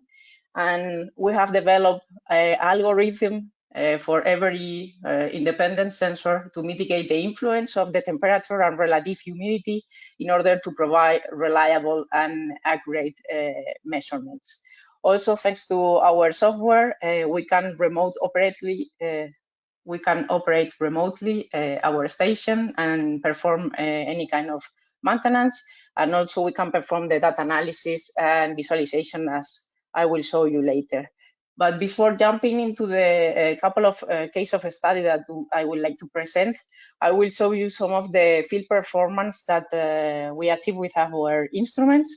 So these results that I'm showing here are related to in the evaluations performed by independent organizations. So it's not us performing the test, it's other comparing our instruments to reference methods. And as you can see here, for a variety of gases, so CO, NO, NO2, and also particles in different environments with different environmental conditions, we achieve a very high correlation in all the comparisons, and also low mean errors and low expanded uncertainty. So now I would like to present a couple of cases of study. The first is an air quality network deployed in the ports of the Balearic Island. So the objective of this project was to assess the impact of the port operations in the air quality. And for that, 25 QNAC Air Pro devices were deployed in 5 different ports in the Balearic Island.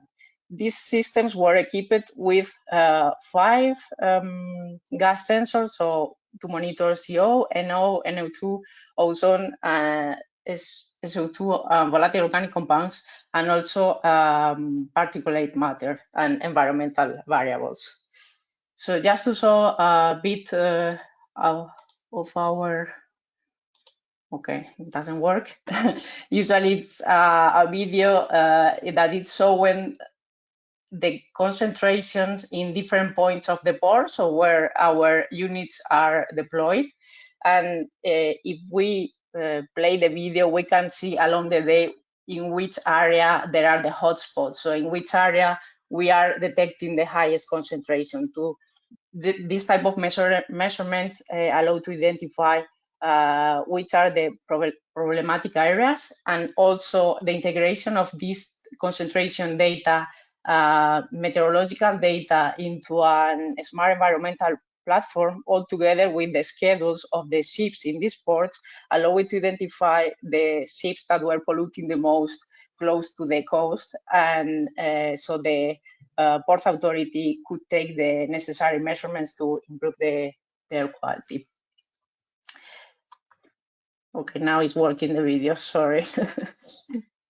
Yeah, so that is like how it looks like the different hotspots along the day. Okay, and the next case of a study is fence line monitoring in a landfill and a biogas plant. In this case, we have deployed only one unit, not a network, and the unit was equipped with different set of sensors. In this case, we have methane, we have H2S, ammonia, NO2, volatile organic compounds, particles, and also our unit was equipped with an anemometer. So just to show you how the location of our equipment was here in this cross. This was a biogas plant, and this yellow square was a landfill. Also, if you can see here, there are two petrol stations that later I will show you why I'm highlighting the location of these petrol stations. So in this visualization, we have a polar plot that we can see with our software. A polar plot represents in the colors the concentration of the pollutant. So the red is the higher concentration of the pollutant, and in the Y and X axis is represented the wind direction, and the circles represent the wind velocity. So the closest we are to the center of the circle, the lowest is the wind velocity. In this case, the higher concentration of methane are detected when the wind was very calm. So that means that the source of emission of this pollutant was located very close to the position of the equipment. So we may think that the main emission source in this case would be the biogas plant, but makes sense. Then for ammonia, we obtain quite different results. Here we can see that the source is located more to the north, and we detect the ammonia, the higher concentration of ammonia when the wind was low to moderate. So that indicates that probably this ammonia is coming from the landfill. And the same thing for H2S. Here we have higher concentrations that are coming from the north at a very wide range of wind velocity, indicating that this pollutant is coming from the landfill.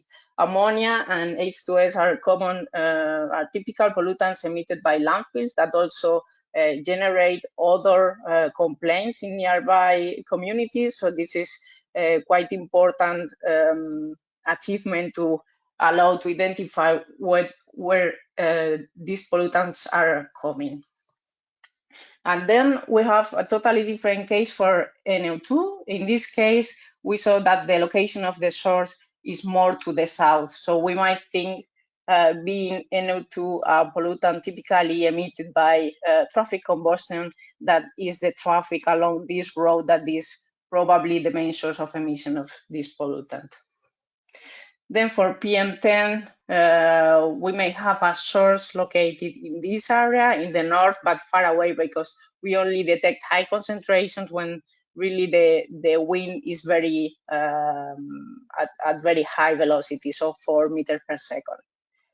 And the last but not least is the volatile organic compounds. Here we can see that the highest concentration of volatile organic compounds are coming from the north at very high wind speed, so probably also some area of the landfill, but also this group of pollutant is coming from the east. So if you remember, before I mentioned that there were 2 petrol stations located here, so probably this we were able also to measure volatile organic compounds coming from these petrol stations. So just a couple of key takeaways from from my presentation, sensor-based air quality systems. So these systems are able to provide reliable and accurate real-time monitoring in industrial and transport emissions are a reasonable cost.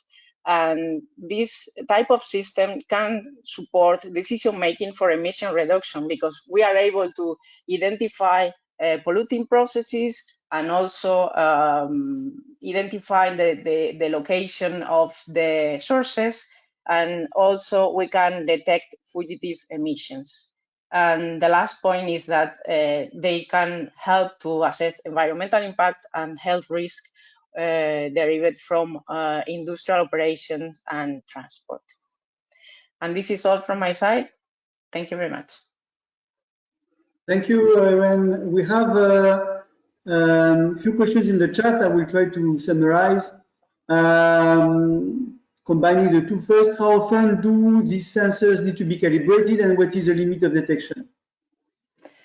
The sensors we recommend to calibrate depend on the sensor, but usually is once every 3 months, so once every 3 seasons, every 1 season, sorry. Yeah, and regarding the limit of detection, it also depends on the sensor because we have electrochemical sensors, we have NDIR sensors, but most of them are in the order of the ppb. I would say limit of detection between 3 and 20 for most of them, not all. And maybe a last question, what is the technology of the gas sensors, if you can say? Yeah, most of them are electrochemical sensors. Yeah, as I say, we have NDIR sensors. We have also MEMS sensors, but most of them are electrochemical. Thank you again, Irene, for your presentations.